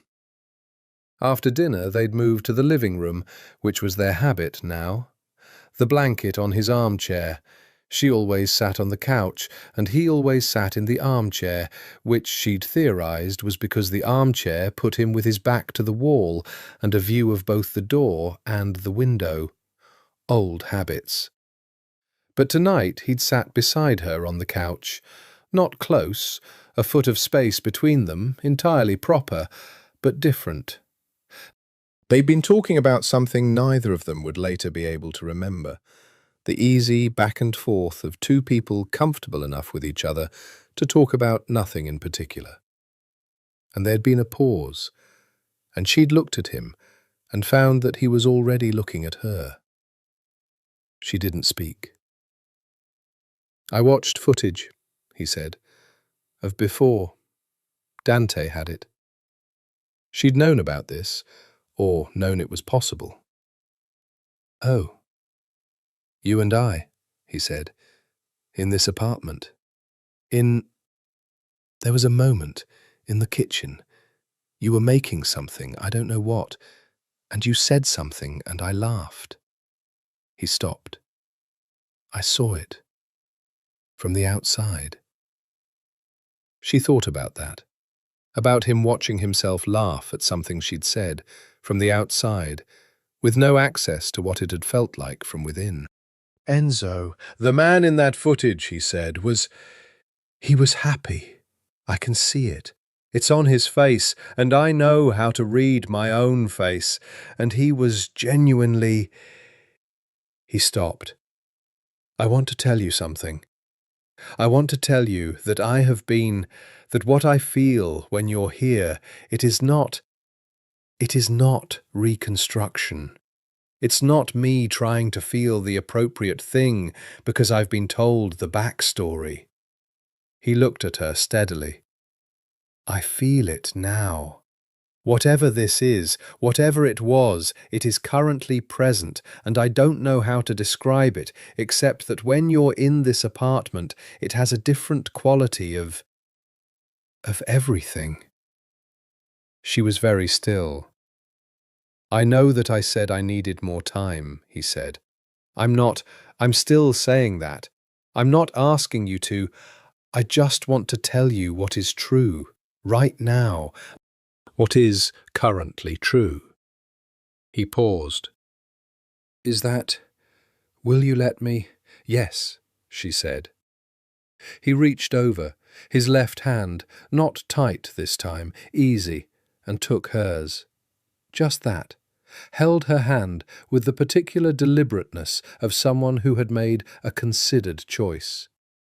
She looked down at their hands and back up at him, and her expression had done something she couldn't control, something that was relief and grief and a quality of joy so complicated it barely felt like joy, more like something that had been held underwater for a very long time and had finally broken the surface. He watched her face. You're about to cry, he said, not unkindly. I'm not, she said, and was. Something happened in his expression, the same thing she'd seen on the footage, the thing in the neighbourhood of happiness, the unguarded warmth he didn't show the world. He lifted her hand and pressed it briefly to his lips, not quite a kiss, just a resting, a pause. Emma, he said. Yes? I am... He stopped. He tried again. I am sorry for the 3 months. I know the amnesia isn't my fault. But I am sorry for what it cost you, for what you sat with. You didn't know, she said. I know. I'm still sorry. She turned her hand in his and held on. She was still thinking about his thumb tracing her knuckles when she left an hour later, walked through the December cold to where Dante's driver was waiting. She'd learned to accept this, the particular logistics of being in Enzo's world, and sat in the back of the car and allowed herself, finally, to feel the whole weight of what was happening. She was falling in love with him again. More accurately, she had never stopped being in love with him, and she was now in the process of allowing herself to know it, which was different. The falling had happened a year ago, and she'd survived its cessation and its return, and she was standing in the middle of it again, this time with her eyes open. It was terrifying. Not because of the danger, she'd made her peace with the danger, but because of the specific structure of this situation. He was rebuilding. He was trying. He was holding her hand with great deliberateness and watching footage of himself laugh and keeping her flowers in his foyer, and all of this was real, and she could feel it. But there was a version of him that she had known, the version that had said, "You're the only person I've ever not wanted to leave in the pre-dawn dark," that she could never get back. That version was gone, along with the memories. And what was growing in its place was something new and careful and fragile and genuine. She could love this version. She did already. But she didn't know if she could survive losing it a second time. Her phone buzzed. Enzo. Drive home safe. Not have the driver take you safely, or Dante's man will see you home. Just drive home safe. Simple, direct, personal. She held the phone and looked at those 3 words for a long time. Emma, already in the car. A pause, then, Enzo. Good. She held the phone against her chest and watched December Chicago slide past the window. Good. January in Chicago is a test. Not of character, Chicagoans would roll their eyes at that framing, but of commitment. Of the seriousness of your intention to be here, in this city, with its wind that comes off the lake with actual personal malice, and its cold that is not picturesque, but is simply brutally cold. Emma had lived here her whole life. She loved it, even this, even January. Enzo had grown up here too. He moved through the winter the way he moved through everything, coated and unhurried, as though weather were a variable he'd already accounted for. They were at the lakefront, which they'd started doing on days when the cold was clear rather than damp, because the lake in January had a particular beauty that required you to be present enough to notice it. Grey ice and grey sky, and the skyline emerging from the cold like something remembered. "Tell me about your family," he said. Not his own. He'd always deflected questions about his family before. "Your mother."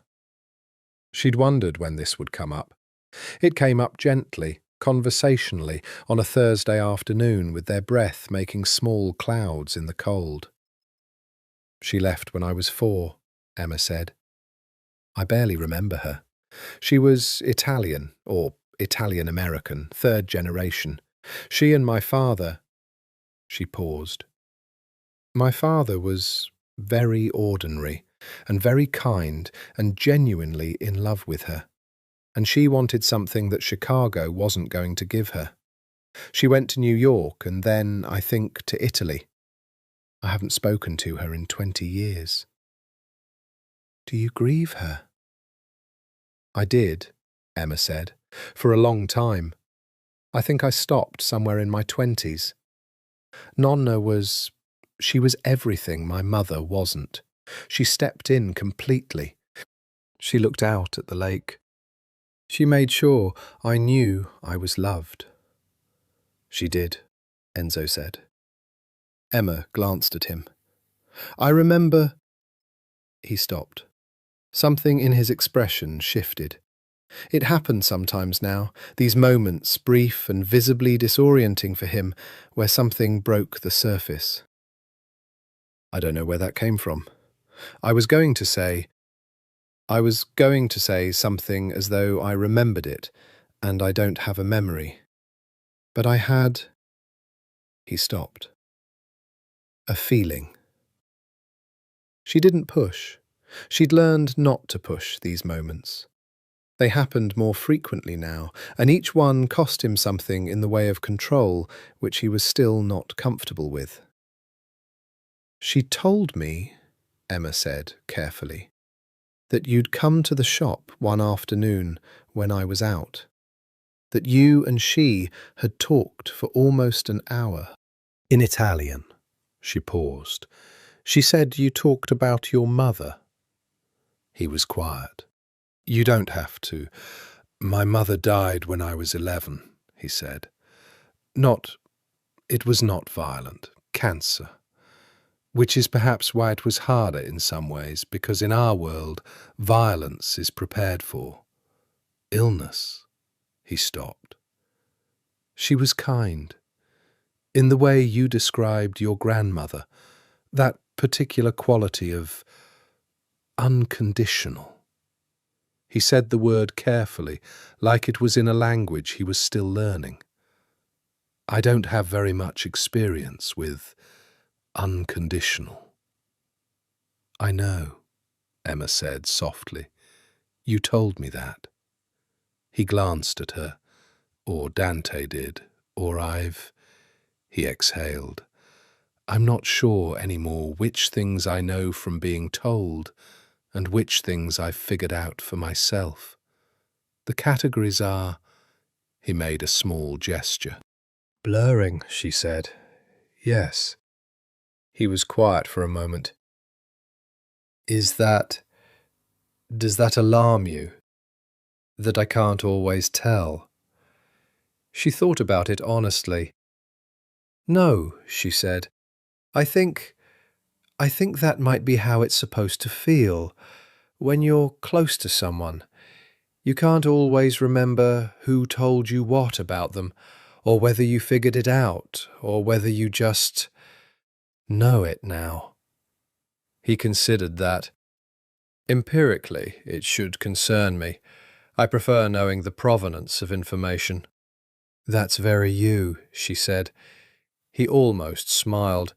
She could see the effort of not smiling that preceded the almost, which was its own tell. "I have a question," he said, "about before." "Ask." "Your birthday," he said, "is in March. I know that. It's in your file, which is— it doesn't matter where it's from. March 18th. He paused. "What did we do last year?" She thought about it. "You closed a restaurant again," she said. "Not the same one, a different one, on the North Shore. Very beautiful, right on the water." She smiled. "I told you it was unnecessary, and you said, 'You told me last time it was unnecessary, and you liked it.'" "And did you?" "I loved it," she said simply. "I loved it, and it was excessive, and I would never do it for myself, but when you did it, it was different. It was—" she looked at him sideways. "It was you. It was the way you showed things." "Showed what things?" "That you meant it," she said. "That it wasn't— that I was worth the attention. You'd never done anything halfway in your life, and you didn't do that halfway either." He was quiet, looking at the lake.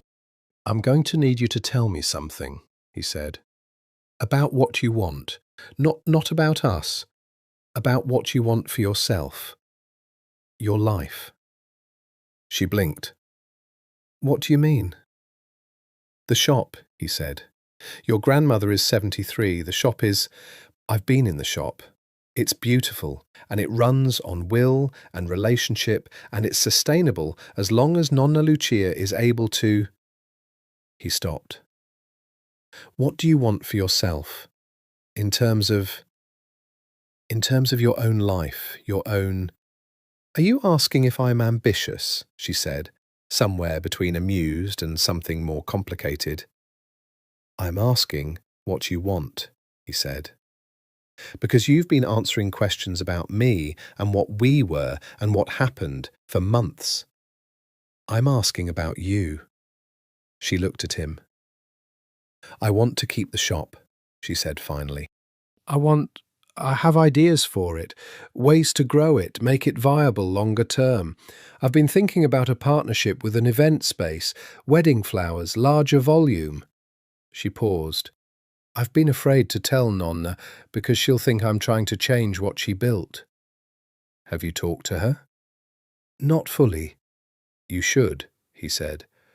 "I know." "You should," he said again, more gently. "She's not afraid of change. She's afraid of being irrelevant. Those are different fears with different solutions." Emma looked at him. "I don't know where that came from," he said. "It just seemed accurate." "It is accurate," she said. "It's very accurate." She paused. "You told me that before. About her. About the difference between the two fears." She looked at him steadily. "You said something like that last year when I mentioned the shop." "You helped me figure out how to talk to her." He absorbed this. "Are you beginning to understand," she said very quietly, "why I kept coming back?" He looked at her. The wind off the lake was cold, and the sky was the winter grey they'd both grown up with. And he looked at her with those dark eyes, and for a moment, one specific moment, brief and real, there was no distance in them at all. "Yes," he said, "I'm beginning to understand." February arrived in the way of all Februaries, with the particular insistence of a month that knows it's unloved and has made its peace with it. She brought tulips, red, which in the language of flowers meant, she'd looked it up before she came, in the old book her grandmother kept behind the register, the one with the water-stained cover and the meticulous illustrations. Red tulips, the book said, were a declaration. They meant, "I believe in you. I am convinced." She wasn't sure she'd meant to bring a declaration. She'd stood in front of the refrigerated case in the shop, and her hands had picked up the red tulips before she'd fully decided to pick them up. Nonna had watched from the counter and said nothing. He was at the door of the penthouse when she arrived, which he never was. The elevator opened into the foyer, and he was usually elsewhere, appearing from the study or the kitchen or wherever he'd been working. But he was at the door this evening, just standing there. "What's happened?" she said immediately. "Nothing," he said.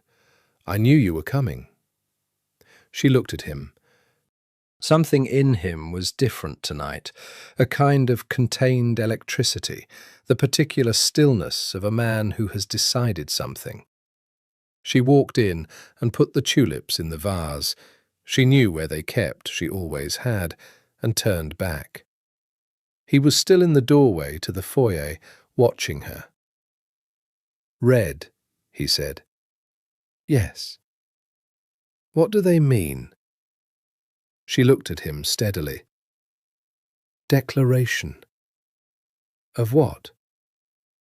"Conviction," she said. "Belief." He crossed the room.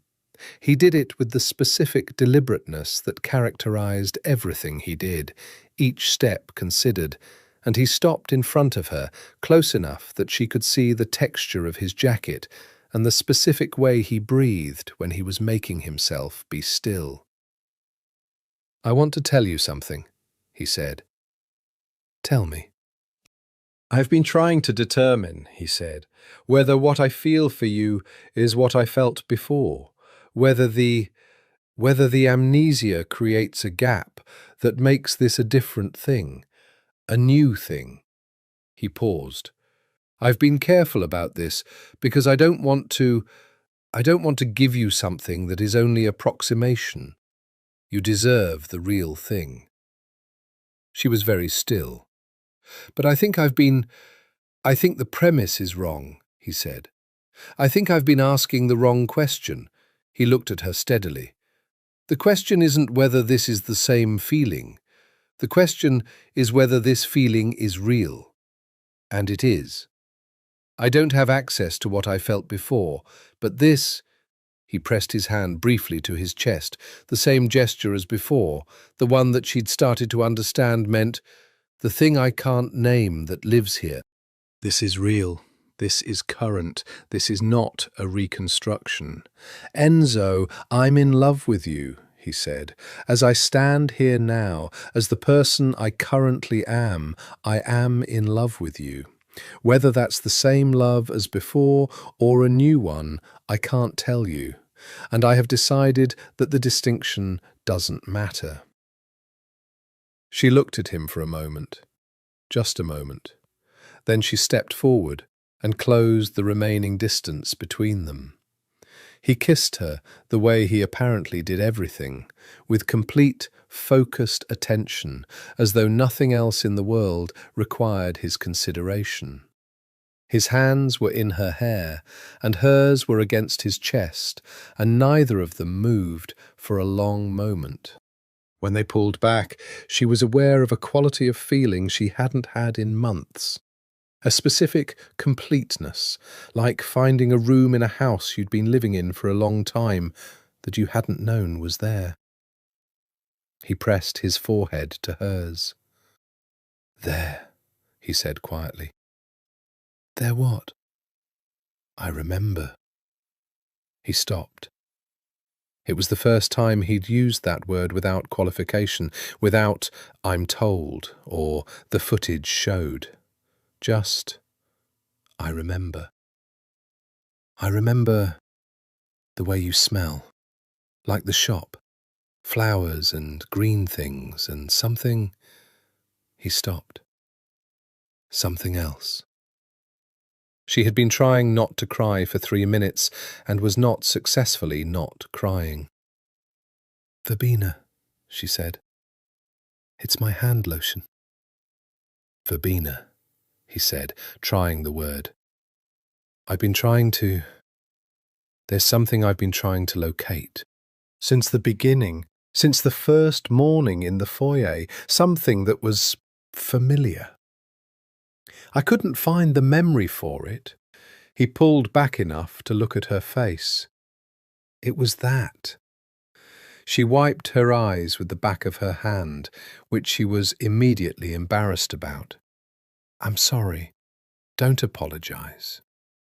He tilted her face up with one hand, his thumb at her jaw. "Don't apologize for this." "I've been trying not to push," she said. For months I've been being very measured and very controlled because I didn't want to—" "I know," he said. "I saw it. The whole time, I saw you trying not to want too much. And it was the opposite of what you would have done before," he said softly. "You wouldn't have...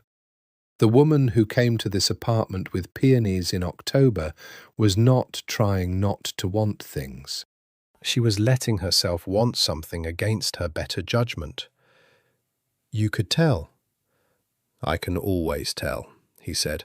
"I have always been able to, even without the memory, even not knowing who you were, I could—" He stopped.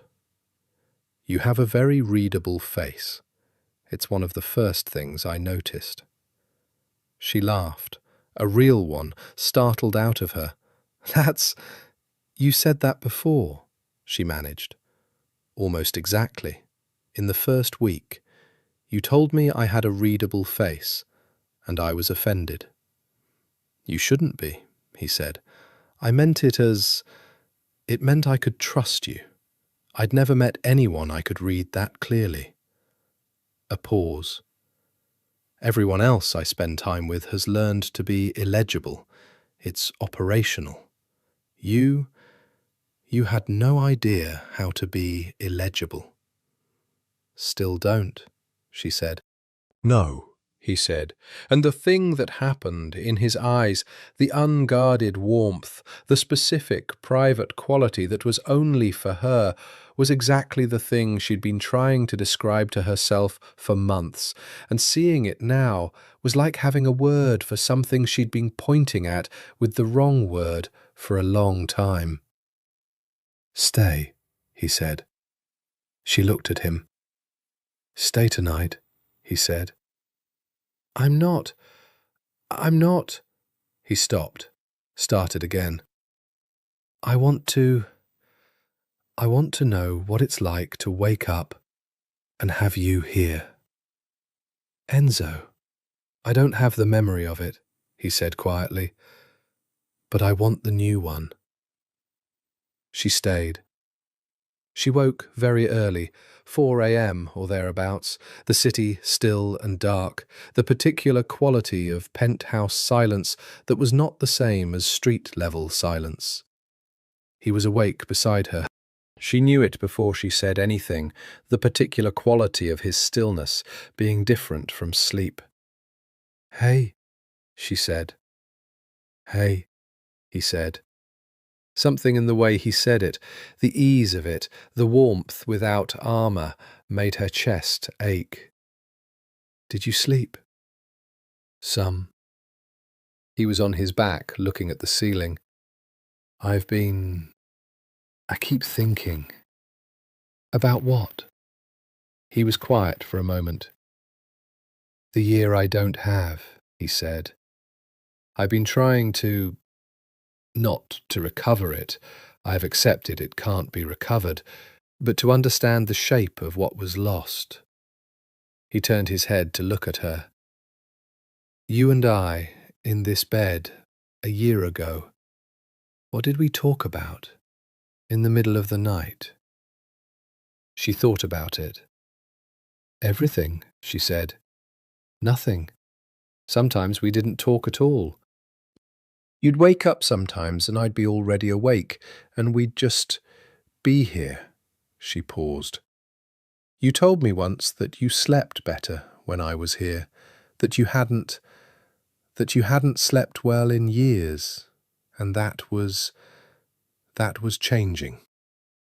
He absorbed this. Did it continue? He said. The sleeping, was it? Yes, she said. It continued. Then it's continuing again, he said quietly. Whatever that means. She looked at the ceiling alongside him. The city was dark and far away. Enzo, she said. Yes. The last morning, before the shooting, she was careful, before you went outside. We were here. You were awake before me, and you said something. She paused. Do you want to know what you said? A long silence. Yes, he said. You said I was the only person you'd never wanted to leave, she said. You said it quietly, like you thought I was half asleep, like maybe you needed me to not fully hear it so you could say it. She turned her head. He was watching her. And then you left. And an hour later I heard shots and ran outside and... She stopped. He reached out in the dark and took her hand. I'm still here, he said. She turned her face away, pressed it into the pillow. And I don't want to leave, he said, for what it's worth. As I am right now, today, I don't want to. She held his hand very tight. Outside, Chicago was still and cold and winter vast. They stayed awake in the dark until morning came. The problem, the one Dante had warned him about, the one he'd known was coming with the particular foreknowledge of a man who understood how his world worked, arrived in the form of a phone call on the second Tuesday of February. He was in his office when it came. Dante was in the chair across from him, which was where Dante was for most things that mattered. The call was from a name he recognized, Angelo Caruso, head of the Caruso family out of the West Side, who had maintained an uneasy alliance with the Morettis for 15 years through the simple mechanism of each family having enough information about the other to make conflict inadvisable.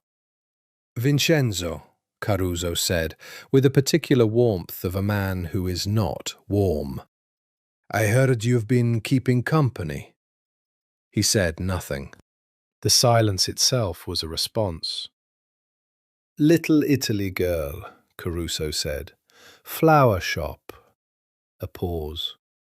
Pretty, from what I understand. Angelo, he said. I'm only noting that the Benedetti family has noted it too. Caruso's voice was careful, diplomatic. The voice of a man passing information at the edge of his own interest. They were watching, after July, and now... I know, Enzo said. Then you know that Marco Benedetti is not... He's not in a position to move, but his son, Luca. Luca is 24 and angry and looking for a demonstration, Caruso said. You understand what I'm saying? I understand, Enzo said. Thank you, Angelo. He hung up. He looked at Dante. How long have you known about Luca Benedetti? He said. Dante had the expression of a man who has been waiting for this question. 3 weeks. 3 weeks. I was managing it. You were not telling me, Enzo said. His voice was quiet and precise, which was more dangerous than loud. There is a 24-year-old with a grudge and access to resources who has been watching Emma Carter for 3 months, and you were managing it. I've had 3 people on her since December. That is not the same as me knowing about the threat, Enzo said. Dante. Dante held his gaze. I was trying to protect her without telling her, without me being more invested than you thought was wise, Enzo said. Say it. A pause. Yes, Dante said. I was afraid that if you knew about Luca, I'd what? Make a choice about her that came from fear instead of whatever you think I'm doing now. Enzo stood. He went to the window. You think I'm being reckless? I think you're in love, and you've been in love before, and it was taken from you. And now it's back, and you are not... Dante stopped. You are not your most strategic right now, Enzo, and I understand that. I am not criticizing it.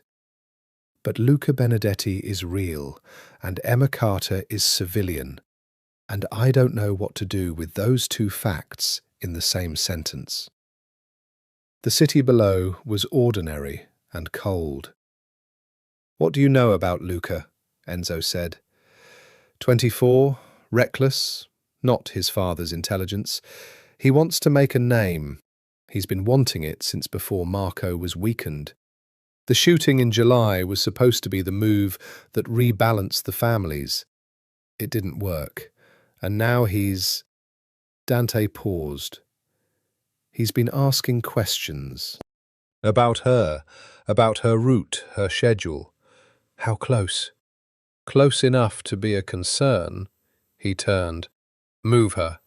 Enzo, not permanently. I want her off her routine. I want the shop covered, her grandmother's building covered, her apartment.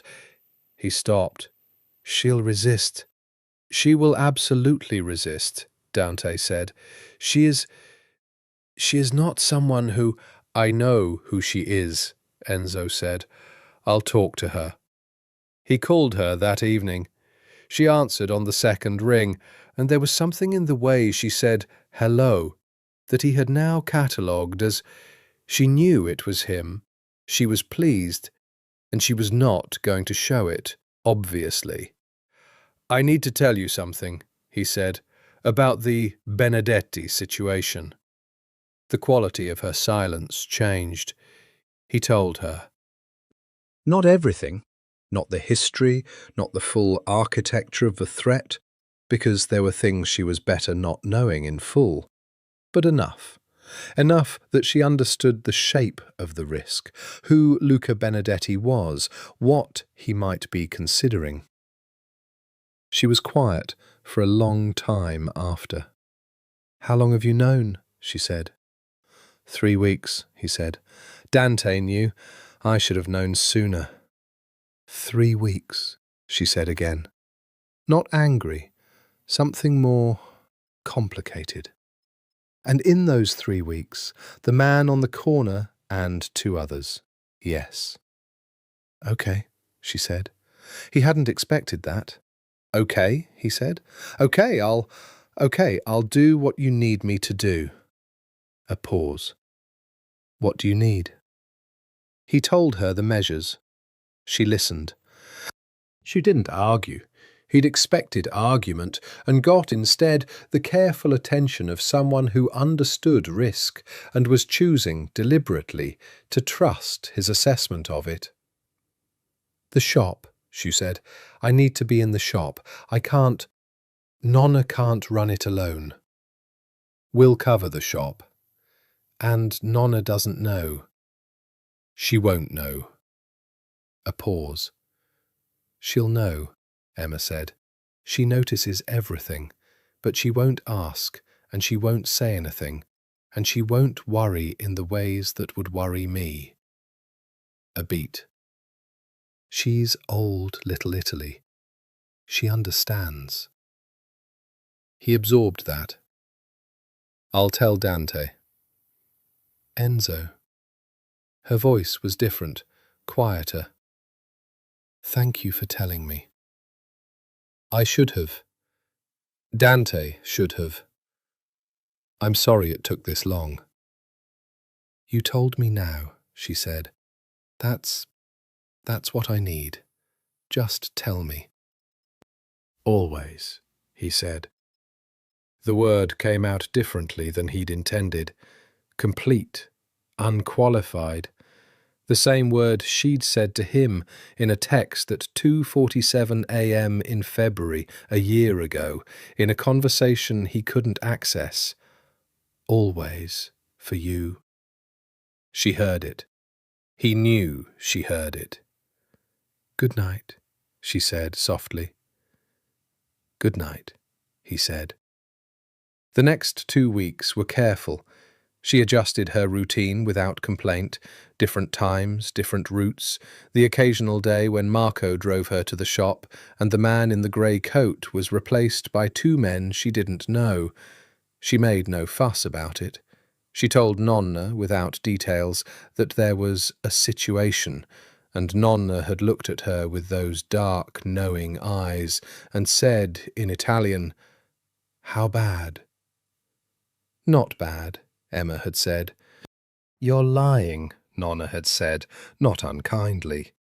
But you're managing it, fine. That was Lucia Fiori's version of trust. Enzo came to the shop. He came himself. This surprised her, though she was learning to recalibrate her expectation of what surprised her about him. He came on a Thursday afternoon, with his security shadow considerably farther back than it usually was, and he pushed open the green door under the sage awning and walked into Fiori di Nonna for the first time since the year she couldn't show him. She was at the counter. She looked up. The shop was small and warm and dense with winter flowers, amaryllis, paperwhites, the first tulips of the approaching season in buckets by the door. It smelled, as it always did, of green and living things, of the particular damp warmth of rooms that grow things. He stood in the doorway and looked around, and she watched something happen in his expression. Not quite recognition, something quieter. The feeling without memory that he'd started to name tentatively as the thing that lived underneath the blank. Nonna appeared from the back room. She looked at Enzo for a long moment. He looked back. Something passed between them. The particular communication of 2 people who have an established relationship that neither will acknowledge in front of the person between them. So, Nonna said in Italian, you came back. I'm told I never should have left, Enzo said, also in Italian. Emma's head went up. His Italian was fluent and clear and naturally accented. She'd known this, had heard it in the way the lilt sometimes surfaced when he was tired. But this was more than fluency. It was the specific Italian of their street, of that neighbourhood, of Nonna's kitchen and the families who'd been in Little Italy for 3 generations. He spoke it the way someone speaks a language they'd learned to love before they learned it was a language. Nonna's expression did something complicated and brief. She said, "It is good that you know that, at least." I'm learning the things I should always have known, he said. It's slower than I'd like. Everything good is slow, Nonna said. Flowers and bread and trust. She looked at Emma. This one has always been too impatient. I know, he said. Emma looked between them. "You're both talking about me." "Obviously," said Nonna, and went back to the workroom. He stood at the counter, and she stood across from it, and neither of them said anything for a moment. "You speak the neighbourhood Italian," she said. "I apparently do," he said. "You learned it here," she said, "in this shop. Nonna taught you." "I believe that's right." She looked at him. That was the winter. You were coming every week and Nonna started—" She stopped. "She never teaches anyone. She never taught me. She just corrected me until I got it right. But you—" Her voice had done something. She cleared it. "She must have decided you were worth it. She told me once that I spoke Italian like a man who learned it in a boardroom," he said, "and that she would not allow it." Emma laughed, the real, involuntary one. He watched her laugh, and the expression on his face was so open and so warm that she had to look at her hands. "She's good," he said. He paused. "She's good to you." "She's everything," Emma said.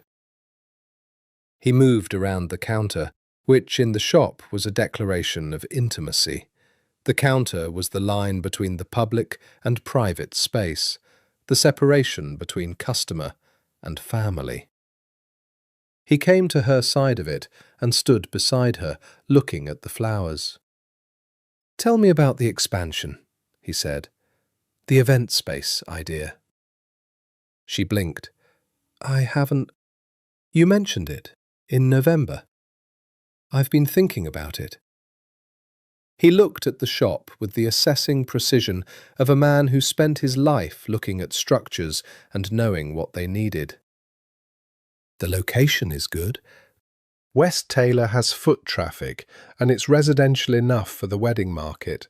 The space next door is the hardware store, who has been trying to sell for 2 years," he said. "The owner is a man named DiCarlo, who is 68 and wants to move to Florida, and hasn't been able to because he has an emotional attachment to his asking price that bears no relationship to market value." She stared at him. "How do you—" "I made some inquiries." He glanced at her. "You are not to tell Nonna I made inquiries." "Enzo, let me do something useful," he said quietly. "Let me. I have spent months with you telling me what we were, what I was, what we had. Let me do something current. Let me do something that is mine to give." She looked at him for a long moment. "The expansion would be—" She stopped, tried to be practical. "It would take the shop out of the boutique space it's always been in.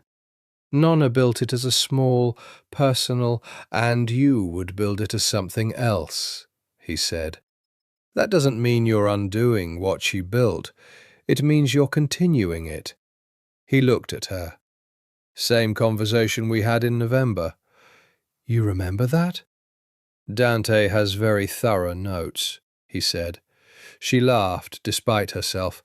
"You had Dante take notes on our conversations?" "I asked him for a summary," Enzo said, perfectly serious. "He may have exceeded the brief." She looked at him. This version of him, careful and deliberate, and occasionally unexpectedly funny, in the precise deadpan way that had always undone her. She stepped close to him. She put her hand against his chest. "Thank you," she said. "For what?" "For wanting to do something current," she said. For understanding the difference." He put his hand over hers. "Emma," he said. "Yes, I love you." Not "I'm in love with you," which he'd said in February, carefully and with qualification. Just, "I love you." Simple, direct, current tense and unconditional. She pressed her face into his shoulder for exactly 3 seconds, which was all she allowed herself in the flower shop, where Nonna could walk in at any moment. "I love you too," she said, into his jacket. "I've been trying not to say it until you—" "I know," he said. "You can say it." Things can be beautiful and fragile at the same time.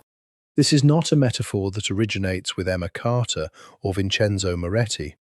It is the oldest story, the one that precedes every version of itself. But knowing the archetype does not prevent you from living inside it. They had 6 weeks. 6 weeks of what she would later describe to Sophia, sitting on her kitchen floor with wine and grief and the particular exhaustion of someone who has held themselves together past the point where it was sustainable, as the most we ever were. Because it was. It was not the innocent joy of the first year, which had the quality of discovering something neither of them had expected to find. It was something harder and more deliberate. 2 people building something they both understood was being built, with full awareness of the materials and the stakes. He took her to dinner, not the private restaurant, a real one, a place he frequented in public where people would see them.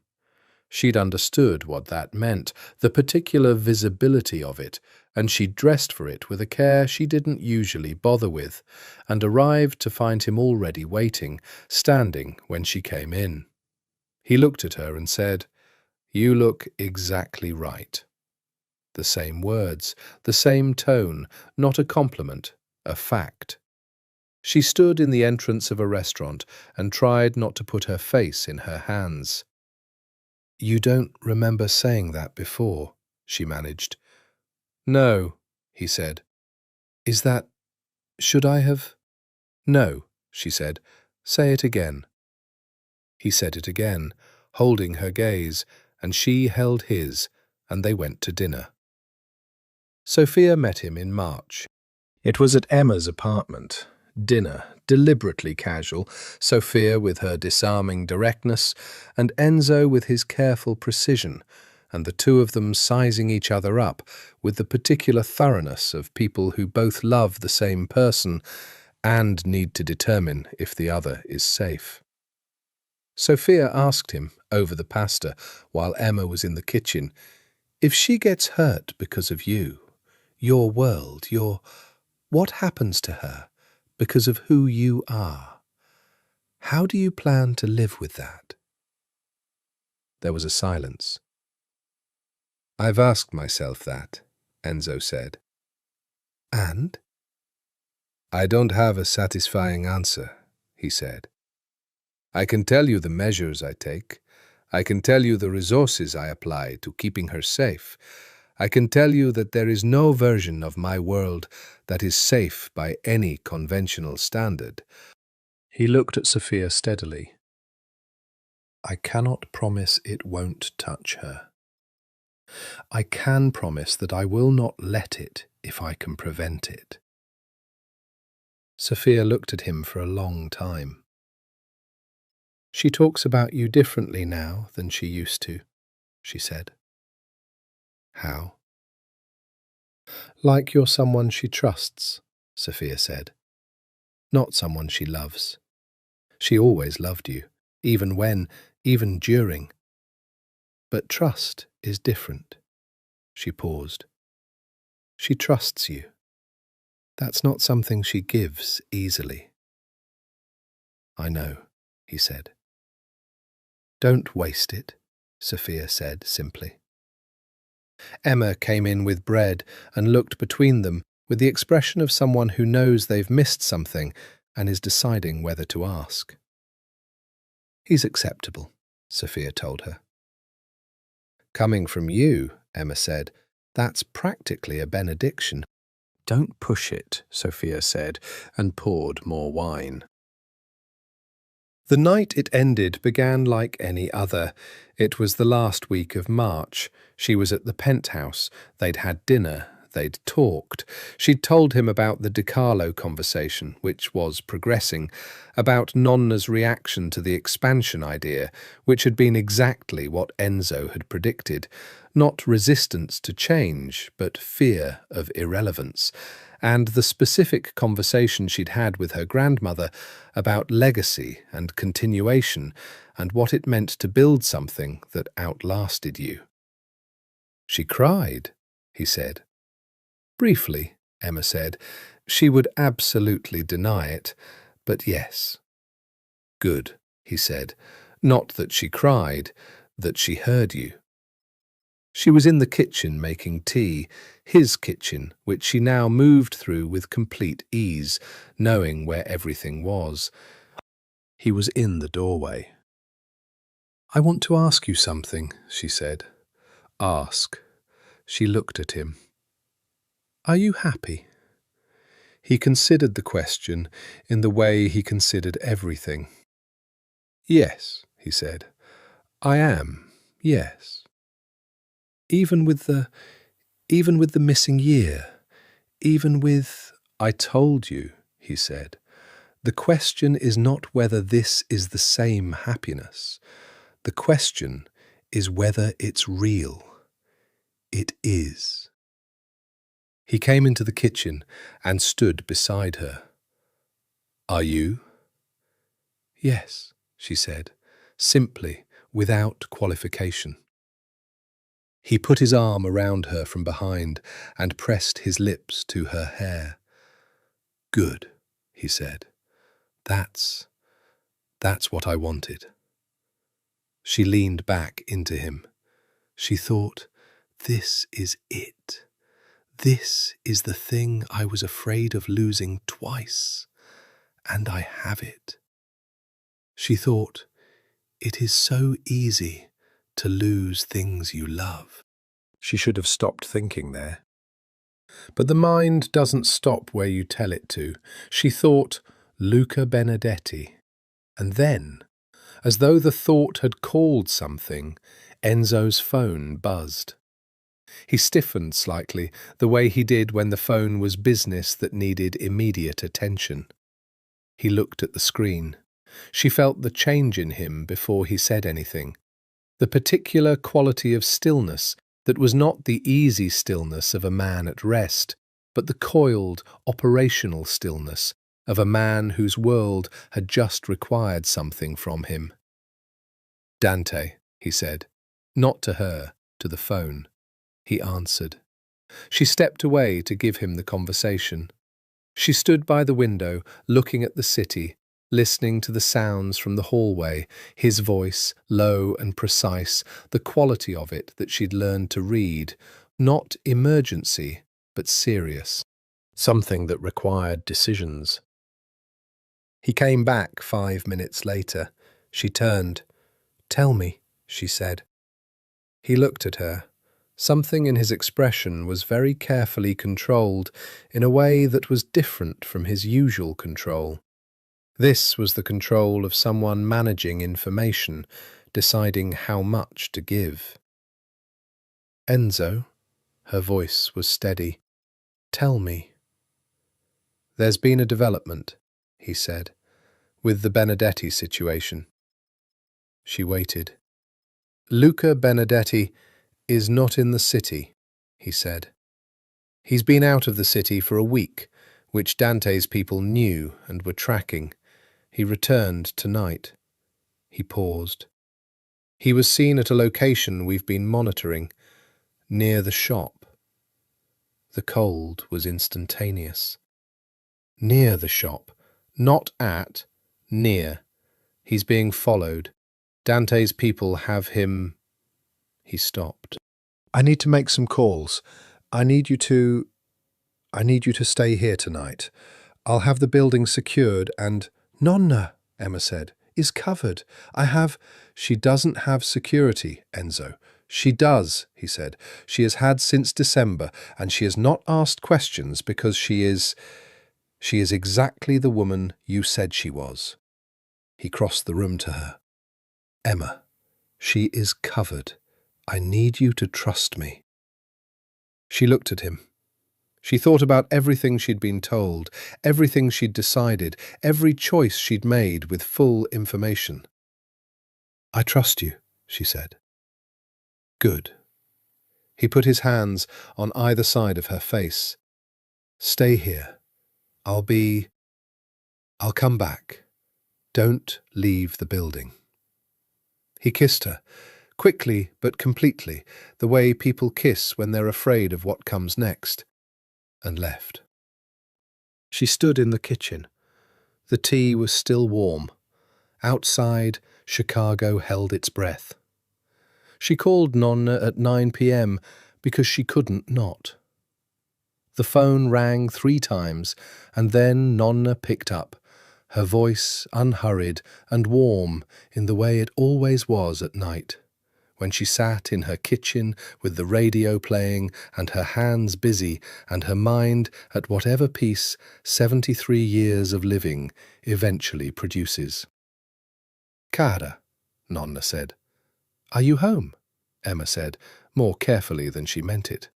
"Of course I'm home," Nonna said. "Where would I be?" Are you all right?" A pause. "There's a young man sitting in a car outside," Nonna said.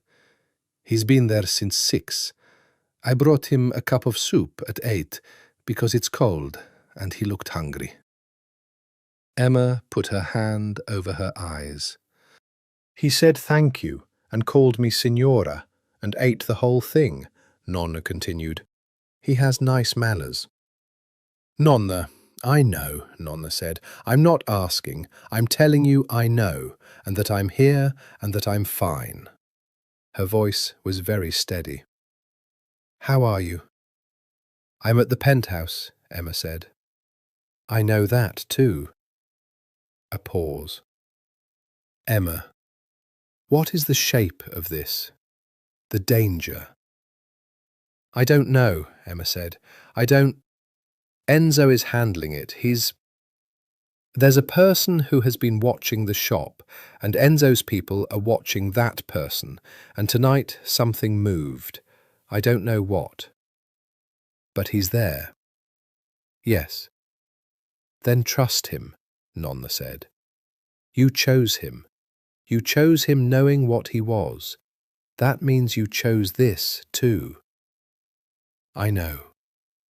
"Choosing it doesn't mean not being afraid," Nonna said. "It means being afraid and staying anyway." She paused. "Isn't that what love always is?" Emma was quiet. "Get some sleep," Nonna said. "Or don't. Either way, I'll see you at the shop tomorrow." She hung up. Emma sat on the couch for a long time, in the apartment that still smelled faintly of dinner and the flowers she'd brought last week, and she waited. He came back at 1 a.m. She was on the couch. She'd not slept, which he would have known. The lights were still on. She was upright. He came through the door with the jacket over his arm and the particular quality of a man who has managed something difficult and is filing it away. She looked at him. "Sit down," she said. He sat, not in the armchair, beside her. "Tell me," she said. He looked at his hands for a moment, then at her. "Luca Benedetti is no longer a threat," he said. "What does that mean?" "It means it's handled." She held his gaze. "Enzo, what does it mean?" A long pause. "He was identified and approached by my people. He has been given a very clear understanding of what pursuing this particular interest will cost him. He has agreed, in the presence of his father's lawyers, to cease." He paused. "His father is not in a position to object." She understood, imperfectly but sufficiently, what the space between those sentences contained. "Was anyone hurt?" she said. "No one you need to be concerned about," he said. She looked at him. She was aware that this was the edge of things, the edge of his world and hers, the place where the two territories bordered and did not overlap. She was aware that she had chosen this edge, had chosen it with full information, and that the choosing didn't make it simple. "Is it over?" she said. "The immediate situation is over," he said. There are always other situations. That's the nature of—" He stopped. "Of your world," she said. "Of my world," he said. "Yes." She looked at him for a long time. "I knew that when I said yes," she said. "Both times." "I know." "I need you to know that I know," she said, "because I'm about to say something, and I need you to understand that it doesn't come from not knowing." He waited. "I'm scared," she said. It came out clear and direct, without drama. "I am genuinely scared. Not of tonight, tonight is over, but of what this is, of how much I have invested in this. In you." She looked at him steadily. "I am so completely, totally, you are so important to me. You are the most important thing, and I know what happens to important things in your world. Emma, let me say it," she said. "I am scared that I am going to lose you again, that something is going to, another bullet, another family, another night when you don't come home, and I—" Her voice was very controlled. "I cannot survive losing you twice." He was looking at her with an expression she hadn't seen before, not the careful warmth of the past few months, but something rawer, something that was either very close to fear or very close to the thing that lives next to it. "Then I will not give you a reason to lose me," he said. "You can't promise that." "No," he said, "I can't. The world I live in—" He stopped. "But I can tell you what I promised myself the night I watched the footage. When I watched who I was with you and understood what had been taken." He looked at her. "I promised that if I was given this back, I would not waste it. I would not spend it on the operational caution that I have used my entire adult life to avoid being known by anyone." He paused. "I have spent 20 years making myself unreachable because unreachable is safe. You are the only person I have ever—" He stopped, and his voice, when it came back, was very quiet. "You are the only person I have let reach me, before or now." She looked at him. "I know the risk," he said. "I know it more clearly than you do, because I know what I've already lost, and I know what Luca Benedetti was willing to do, and I know the arithmetic of this better than anyone. And I am still here. I am still choosing this." He held her gaze. "You said both times you chose me knowing what I was. I am choosing you, knowing what it costs." She reached forward and took his hands. They sat like that for a very long time, not speaking. The city outside, 42 floors below, quietly completing its middle-of-the-night business, indifferent and constant. "Stay," she said finally.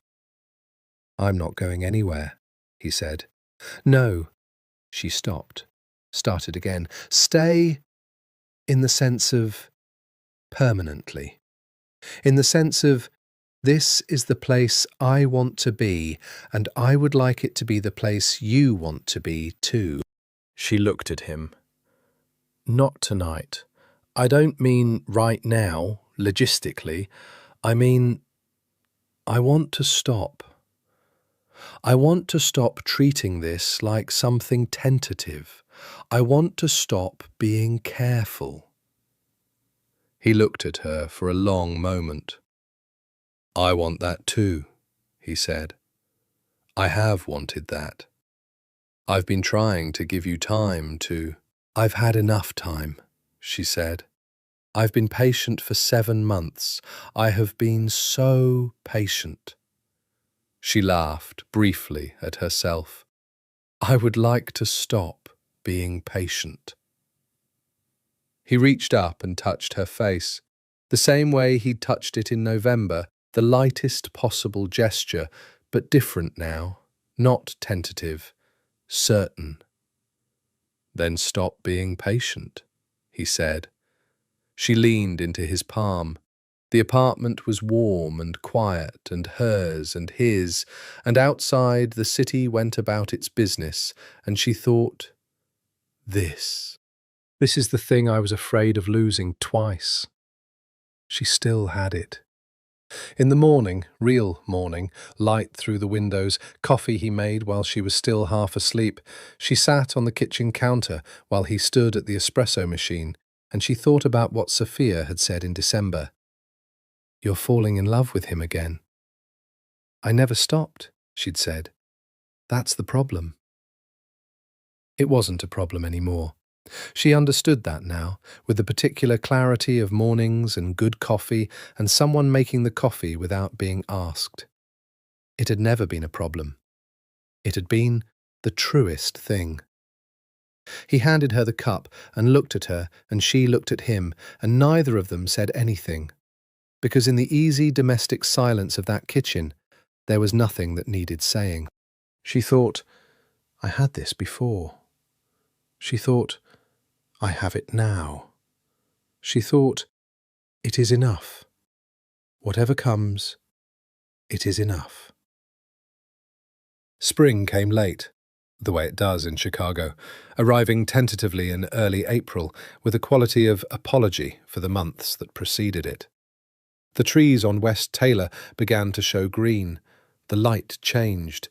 The shop filled with tulips and ranunculus and the first peonies of the season.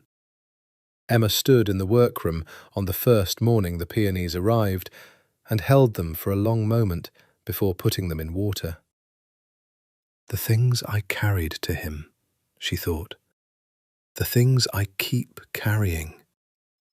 She called Enzo. Peonies are back, she said when he answered. A pause. Already? Early spring, she said. They're early this year. Another pause. The specific quality of a silence she'd learned meant he was deciding something. Bring them, he said. I was going to, she said. He made a sound she'd catalogued as his version of a laugh. I know you were. He was in a meeting when she arrived at the penthouse. Marco let her in, the Marco who now greeted her with the warmth of the original Marco, the one she remembered from before, and she put the peonies in the foyer vase and sat in the kitchen with a book and waited. She'd gotten good at the waiting, not the anxious waiting of the early months, the kind that had worn grooves in her, but the easy waiting of someone who knows what they're waiting for. She was reading when she heard his voice from the study, too low to make out the words. She heard the particular tone of it, careful, controlled, the voice he used when something was not right. She looked up from her book. 5 minutes. 10. She told herself it was nothing. She looked back at her book and read the same sentence 4 times without registering it. 20 minutes after she'd sat down, Dante appeared in the kitchen doorway. She looked at him. He's fine, Dante said immediately. He's not hurt. The specific way he led with that, he's fine, not hurt, told her everything about what came next before he said it. Tell me, she said. Dante came in and sat down.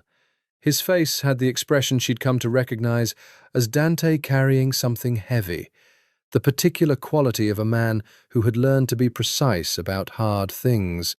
"There's been a development," he said, "within the family. Business. It's not the Benedetti situation, it's internal. There is a member of the extended family operation who has been moving against Enzo. Quietly, over several months, building a case, approaching other families, attempting to consolidate." He stopped. "This is not your territory, and I'm aware of that, and I'm telling you only what is relevant." "What is relevant?" she said. He looked at her steadily. "You," he said. "This person, the name doesn't matter to you, has been compiling information on Enzo's vulnerabilities, operational and personal." He paused. He used the amnesia. He has been, in the past few months, as it became clear that Enzo's recovery was complete and that his position was consolidated, this person shifted strategies. He has been making the case to other families that Enzo is vulnerable through... He stopped.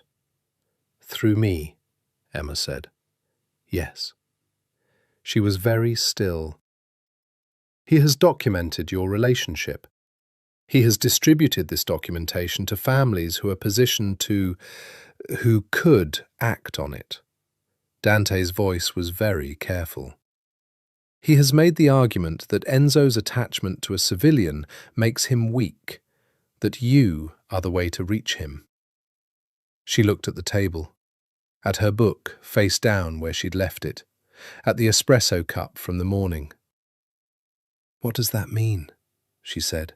"Concretely, what does it mean that they have that argument?" "It means that you become a target," Dante said. "Not a theoretical one, not someone who is watched from a distance.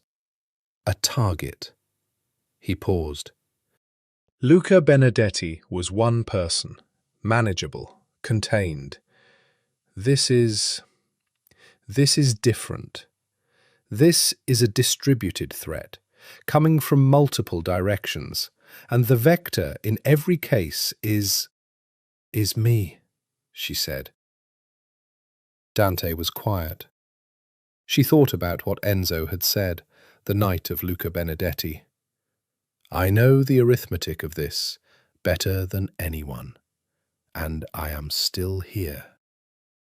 She thought about the February dinner, the visible relationship, the choice to be seen. "He knows," she said. "He's in the study right now because he knows." "He found out an hour ago," Dante said. He wanted to talk to you himself. He will. I wanted you to have a moment to..." "To what?" she said. "To prepare?"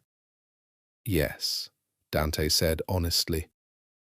She thought about preparation. She thought about 7 months of choosing. She thought about what she'd said in March.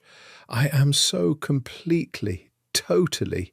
You are the most important thing."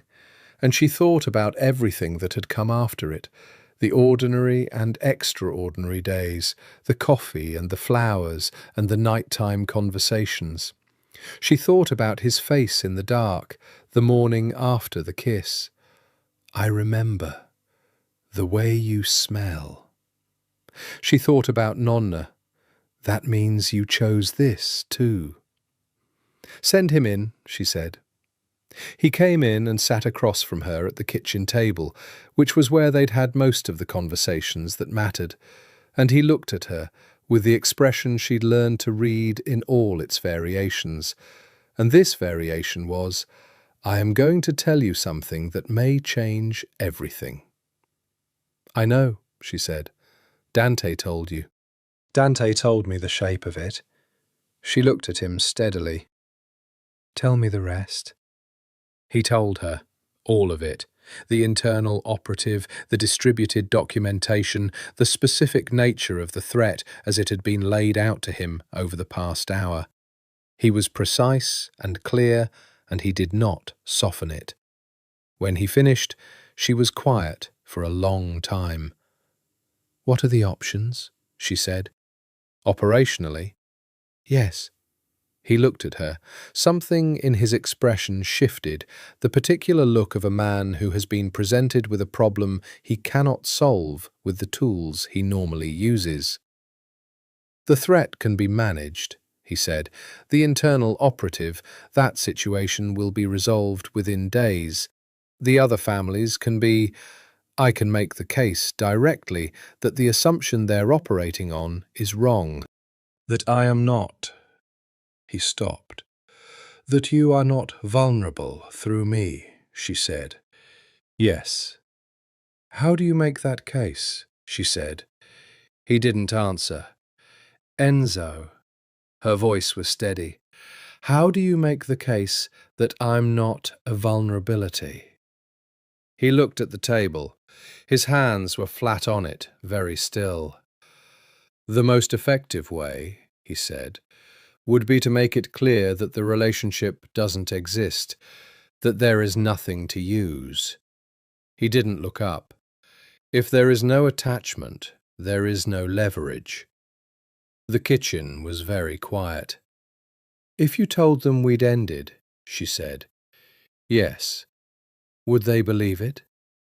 "I would need to make them believe it," he said, "which would require— it would require being seen to. It would require a period of—" He stopped. He looked up. His face was very controlled, but underneath the control, something she'd rarely seen in him, the specific pain of a man being honest about something he doesn't want to be honest about. "How long?" she said. "I don't know. Months, perhaps longer." She absorbed this. "And during that time," she said, "what would that look like? You and me?"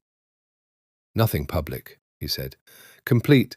For all appearances, it would be over." He paused. "Private contact would be dangerous. For you specifically. If someone watched, then it would be over," she said. "In practice, yes." His voice didn't change, but she felt what was underneath it. She looked at him for a long moment. She thought about every version of this she'd already survived. She thought about October, the foyer, who are you, why are you here? She thought about the 3 months of formal distance, of being looked at like a stranger by someone who had held her and said, "You're the only person I've never wanted to leave." She'd survived that. She'd rebuilt from it. She'd come back with flowers 11 times. She thought about how much she had given to this, what it had cost, and what it had built, and what she was being asked now. "I'm not going to do that," she said.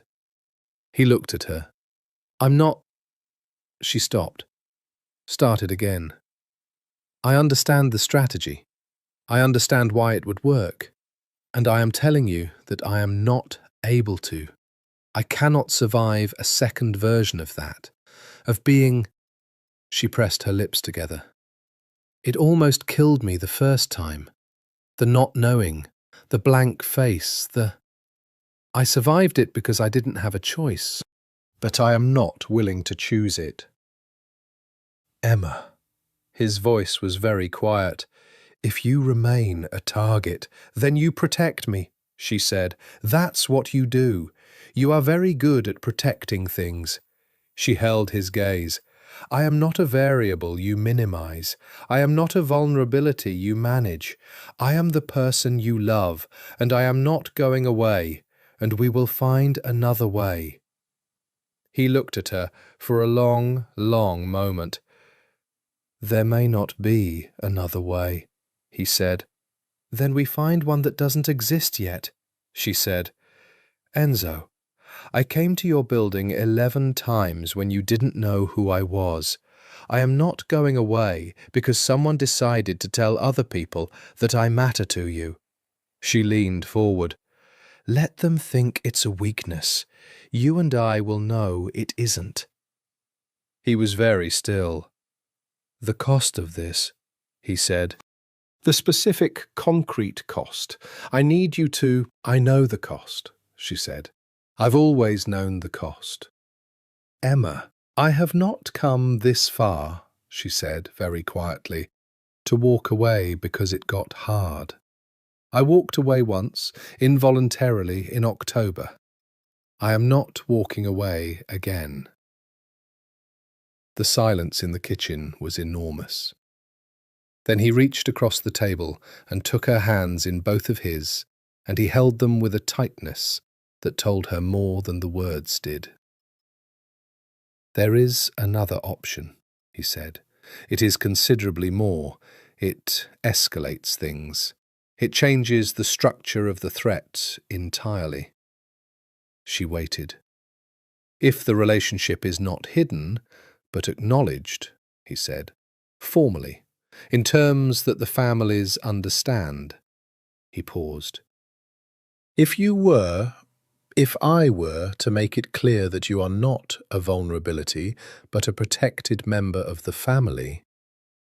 She understood, slowly, what he was saying. "That's a very large thing," she said. "I know." Enzo, I know what it is," he said. "I know what I'm asking." He looked at her steadily. "I am not asking it because it solves a strategic problem. I am asking it because I want to. Because I have wanted to for months, and I have been careful. I have been careful for 7 months, and I am done being careful." His voice was very level. "I want this to be permanent. I want you to be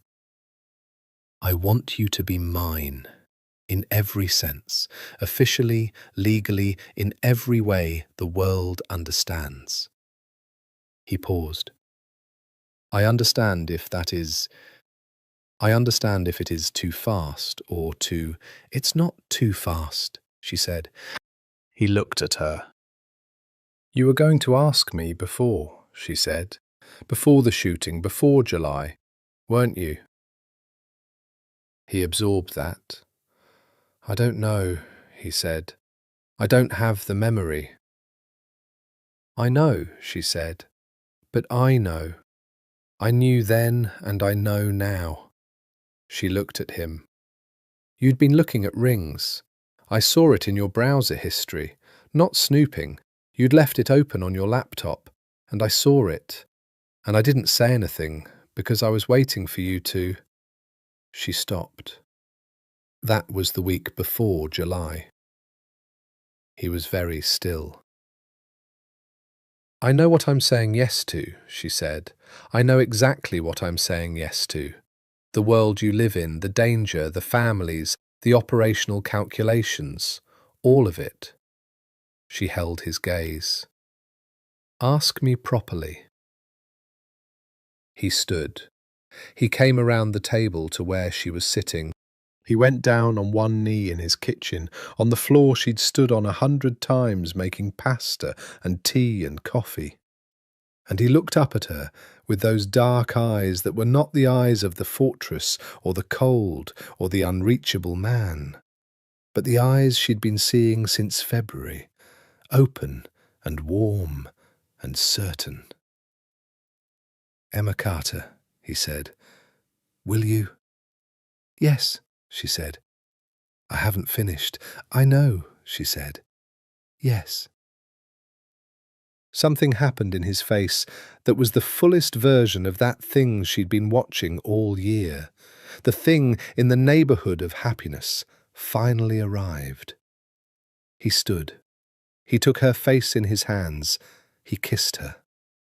And in the kitchen, where she'd made pasta 100 times and held her breath and been patient and been brave, she kissed him back with everything she had.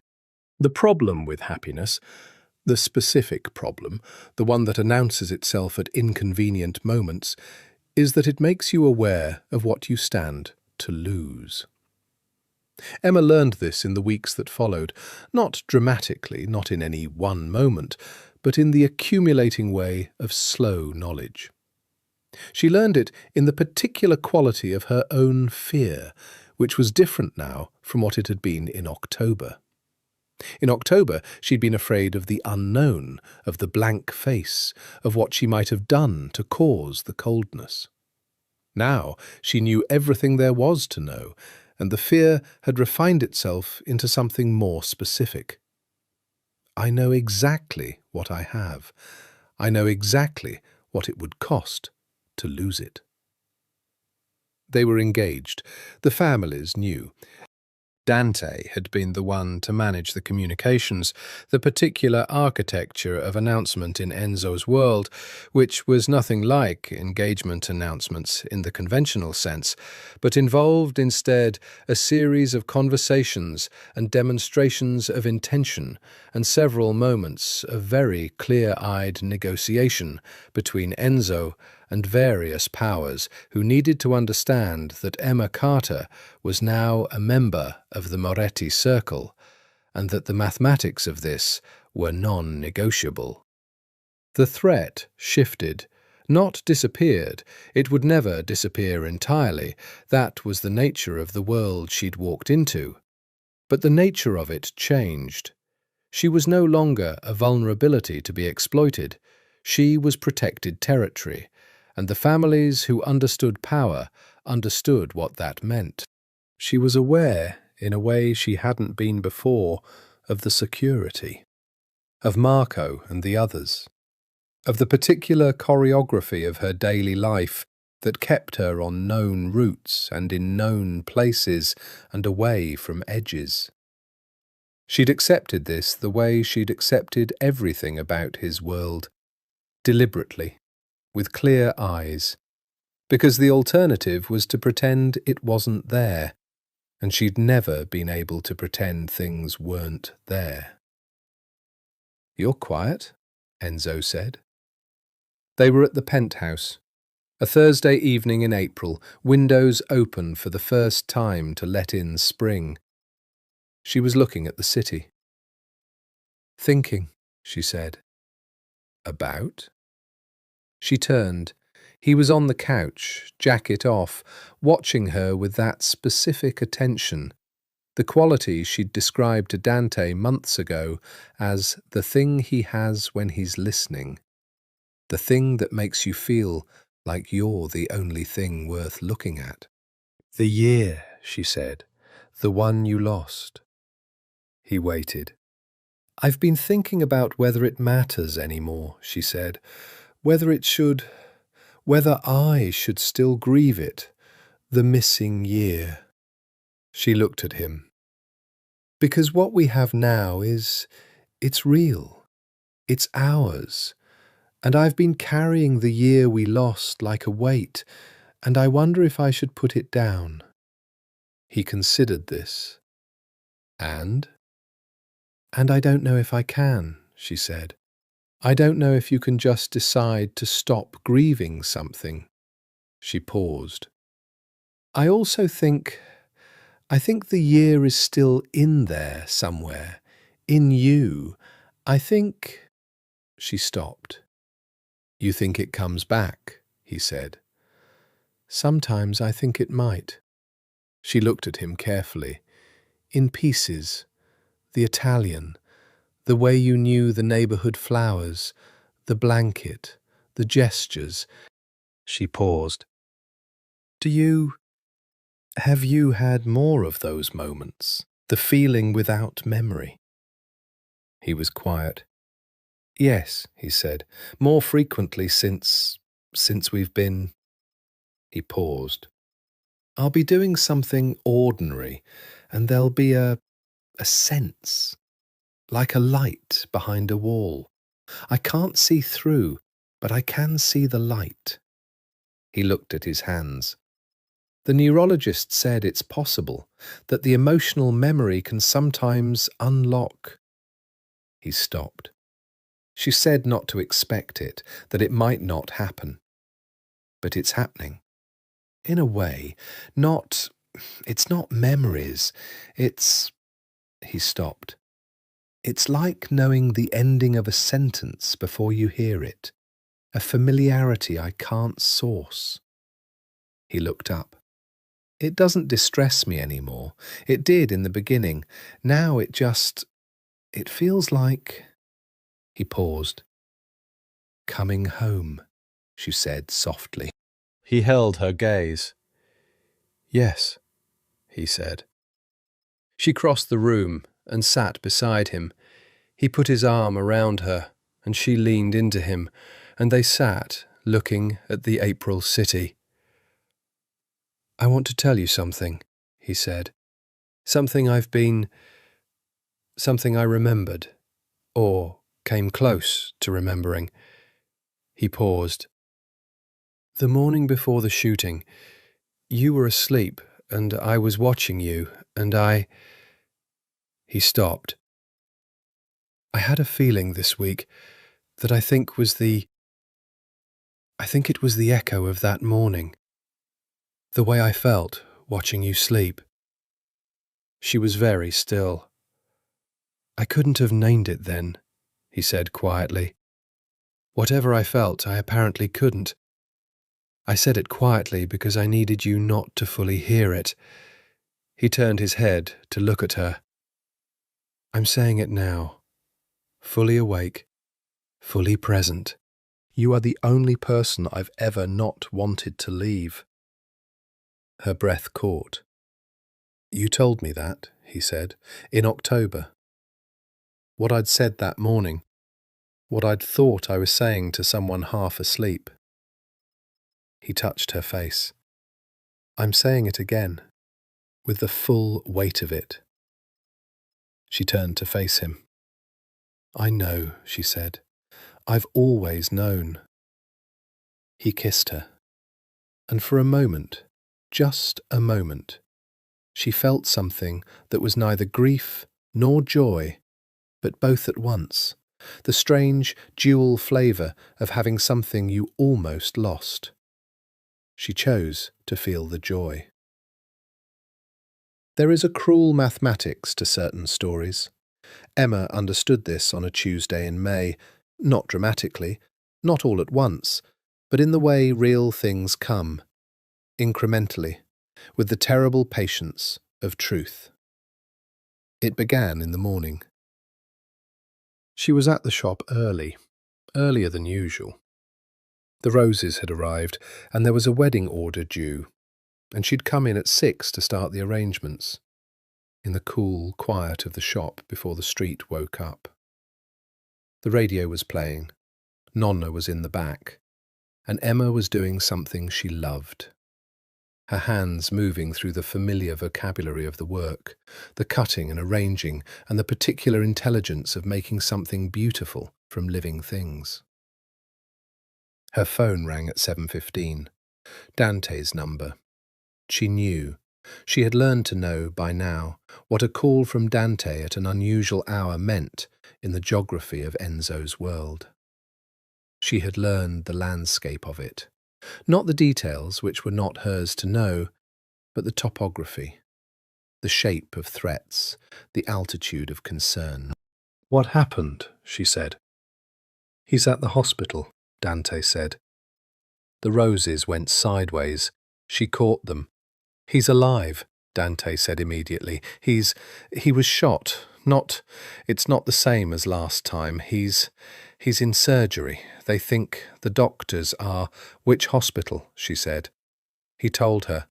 She was out the door before she'd made any decision to leave. The waiting room at Northwestern Memorial was beige and bright and indifferent, the way all hospital waiting rooms are. She sat in it for 4 hours. Dante was beside her for 2 of them. Then he had to leave, and he gripped her hand before he went and said, He's strong. He's the most stubborn man alive, and he's going to be fine. She nodded. She didn't say anything. She sat in the beige room, and she did not think about October, about the last time, about the particular version of this she'd already lived. She tried not to. She thought instead about April, about the window open for spring, about his voice saying, "You are the only person I've never wanted to leave." She thought about the kitchen, the blanket, the tulips. She thought about peonies. She held these things. Nonna arrived at noon. She sat beside Emma without a word and took her hand, and Emma leaned her head on her grandmother's shoulder. And they sat like that while the hospital went about its business around them. At 2:15, a doctor appeared. He was alive. She understood this was the thing that mattered, the ground-level fact on which everything else had to rest. He was alive, and the surgery had been successful, and in the next 24 hours they would know more. But the doctor used words like favourable and stable, and she held on to those words like rope. She was allowed in at 3.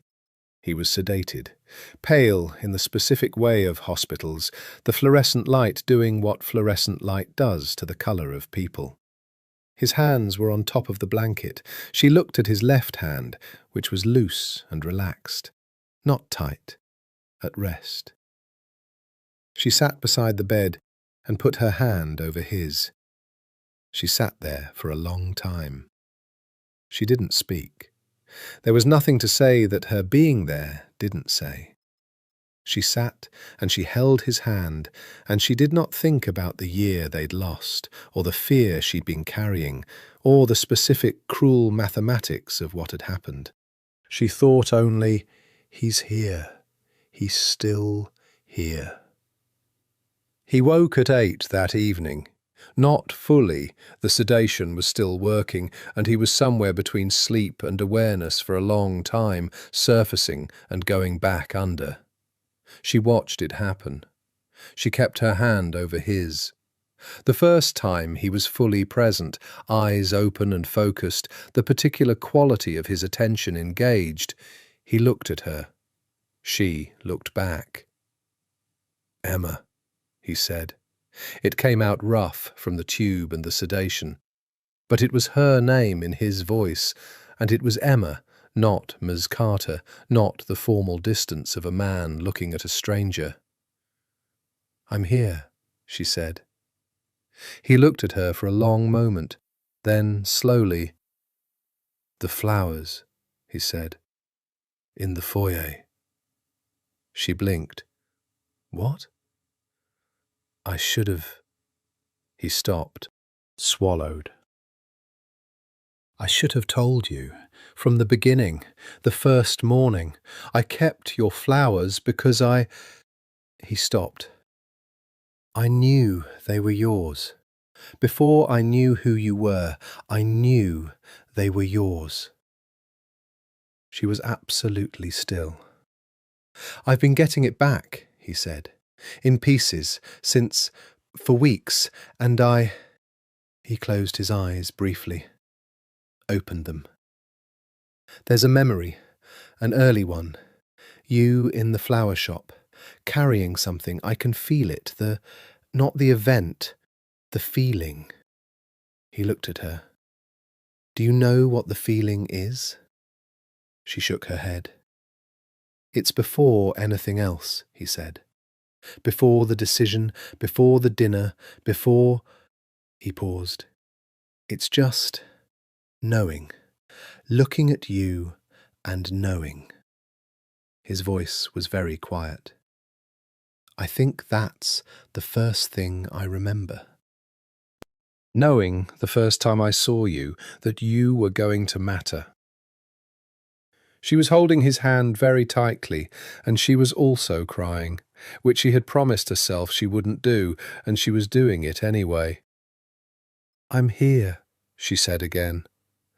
"I know," he said. "I know you are." He closed his eyes, the sedation pulling at him again, the edges of his voice going soft. "Stay." "I'm not going anywhere," she said. She meant it in every possible sense. She sat beside him until visiting hours ended, and then she sat beside him anyway, because the nurses had been briefed by Dante, and because she was, in every way that mattered, where she was supposed to be. Outside, Chicago was a May night, warmer than March, the promise of summer in the air, the lake probably silver in the dark. The city going about its business with the beautiful indifference of cities that have seen everything. She sat with her hand in his, and the sound of the monitors and the particular quality of her own feeling, which was not joy, not fully, not yet, but which was the thing that comes before joy, the thing that is still afraid, but choosing to stay anyway. Love, her grandmother would have said, is being afraid and staying. Always. She stayed. 3 months later. July. The particular Chicago July she dreaded without naming, the anniversary of the shooting and the amnesia and the beginning of everything she'd had to survive. It came and it went, which was its own small miracle. He healed. Slower than the first time, or maybe she measured it differently now, having been present and informed, rather than confused and kept at a distance. She measured it in the quality of his stillness, which changed over the weeks from the enforced stillness of injury to the easy stillness of a man who had accepted his own need to rest. It was a version of him she hadn't seen before, stripped of the operational, constant motion, and in its place something she had loved and not fully known how to name. The quieter man. The one who read books and made bad espresso and watched her with the particular attention that said, "You are the only thing worth watching." She came every day. That was not a plan or a decision, it was simply what happened, the way certain things simply happen when you stop overthinking them. Nonna came twice, which was its own declaration. She sat with Enzo for an hour on the first visit, and spoke Italian at him, and left a container of soup that he ate entirely. And on the way out, told Emma very quietly, "He is going to be all right. He has the kind of stubbornness that survives." "He does," Emma agreed. "He gets it from grief," Nonna said. "The same place you get your patience." She paused. "You are good together. Different griefs. Same stubbornness." Sophia came once and interrogated him gently for 45 minutes while Emma was on a call, and reported afterward that he had been completely honest with her, including about the things he hadn't been honest about before, and that she had officially revised her verdict from acceptable to "He's yours if you want him." "I want him," Emma said. "Obviously," said Sophia. The memories came back slowly. Not all of them. The neurologist was careful and realistic, and Emma had learned to be careful and realistic alongside her. Not a full recovery, not the return of a year intact, but fragments, pieces, light behind the wall, thickening. He told her about them when they came. A morning in November, him knowing, without being told, that she liked her coffee with very little milk. Not remembering the morning she'd told him, just knowing. A song on the radio that he'd turned up before he knew why, and then recognizing the why as something that lived in the body rather than the mind, a cellular knowledge. She likes this one. Her laugh, the specific quality of it, involuntary, bright, the one she couldn't control. He'd known the sound of it before he heard it. He'd been waiting for it. "It's coming back," she said. It was a July evening, the penthouse windows open to the warm night, the city below carrying on its summer business. "In a way," he said, "not as memory, but as the furniture of you, the pieces that live in a different place than memory. He looked at her. The neurologist has a word for it. Procedural memory, she said. Yes. He looked at her. You've been reading about it. For months, she said. I've been reading everything I could find about... She stopped. I wanted to understand what it was like, what you were going through. He was quiet for a moment. What did you find? That the things we learn with our bodies, the things practiced until they're automatic, they survive injury differently than episodic memory. They live in different places. She looked at him. And that sometimes, not always, but sometimes, the emotional associations attached to those things are the bridge back. That you can feel your way toward what you can't remember. Is that what you've been doing? He said. Feeling me toward it. She looked at him. I've been, yes. Not consciously, not strategically, but... She paused. The flowers, the pasta, the Italian. I kept doing the things we used to do because they were things I loved and that were ours, and I kept thinking, if anything remains... It was in those things, he said. Yes. He looked at her for a long time. I want to tell you something, he said, about the morning I was shot. The real morning. The one before. Not the one I know from being told about it. He paused. I have the feeling of it now. Not the event, not the specific moment, but the quality of the morning. What it felt like to be in that bed with you asleep beside me. He stopped. I want you to know that I remember, in the way I'm able to remember, that it felt exactly like what I have now. She was very still. Which means, he said, that I didn't lose what I thought I lost, or I lost the episodic record of it, but the feeling... He put his hand to his chest. It's the same. It's continuous. The feeling is continuous. She pressed her fingers against her mouth. Emma, he said. She looked at him.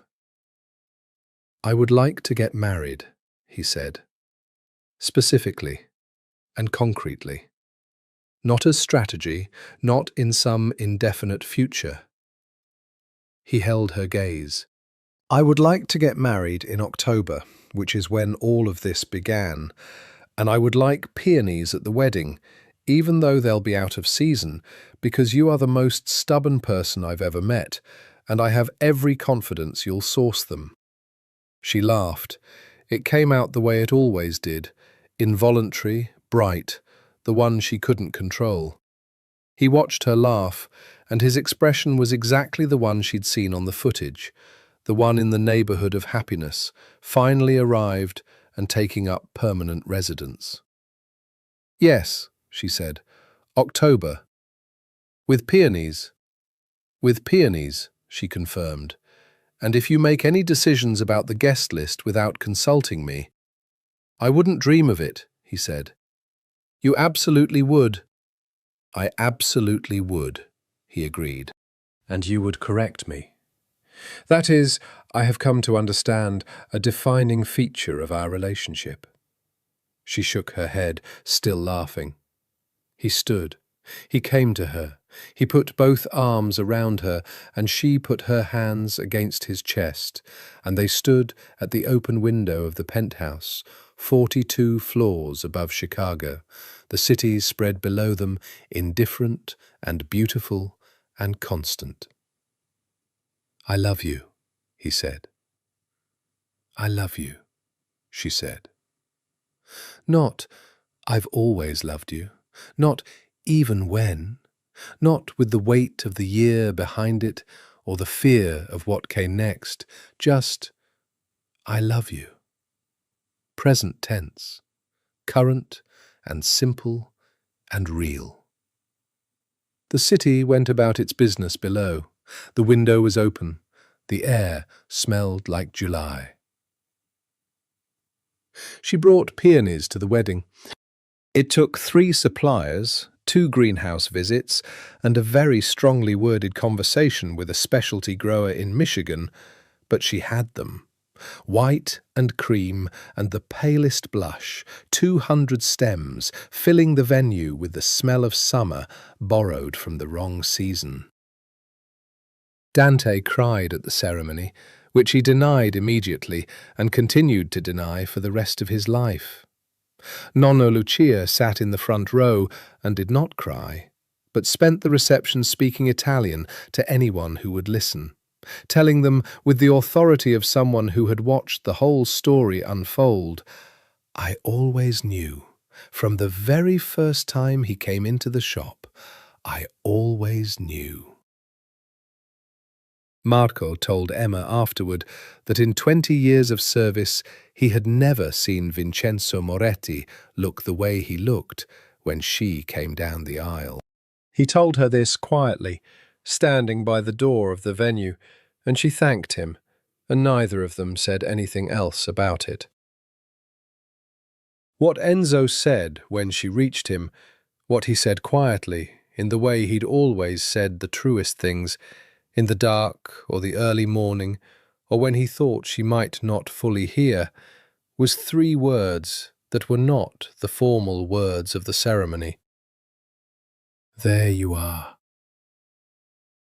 As though she was something he'd been looking for a long time, as though she was something found. She stood across from him in October, with peonies in her arms, and the specific quality of October light on the windows, and she thought, "This is the thing I kept carrying to his door. This is what the flowers were for." She thought, "I would carry them again, every time, for as long as I had to." She thought, "I would do all of it again." He took her hands. The city outside was gold and cold and beginning to turn the way it always did, the beautiful relentlessness of things that change and keep changing and are still always themselves. She said yes. She had always been going to say yes. Some things don't live in memory. They live somewhere deeper, in the body, in the heart, in the place that bullets can't reach, the place that survives, the place that keeps.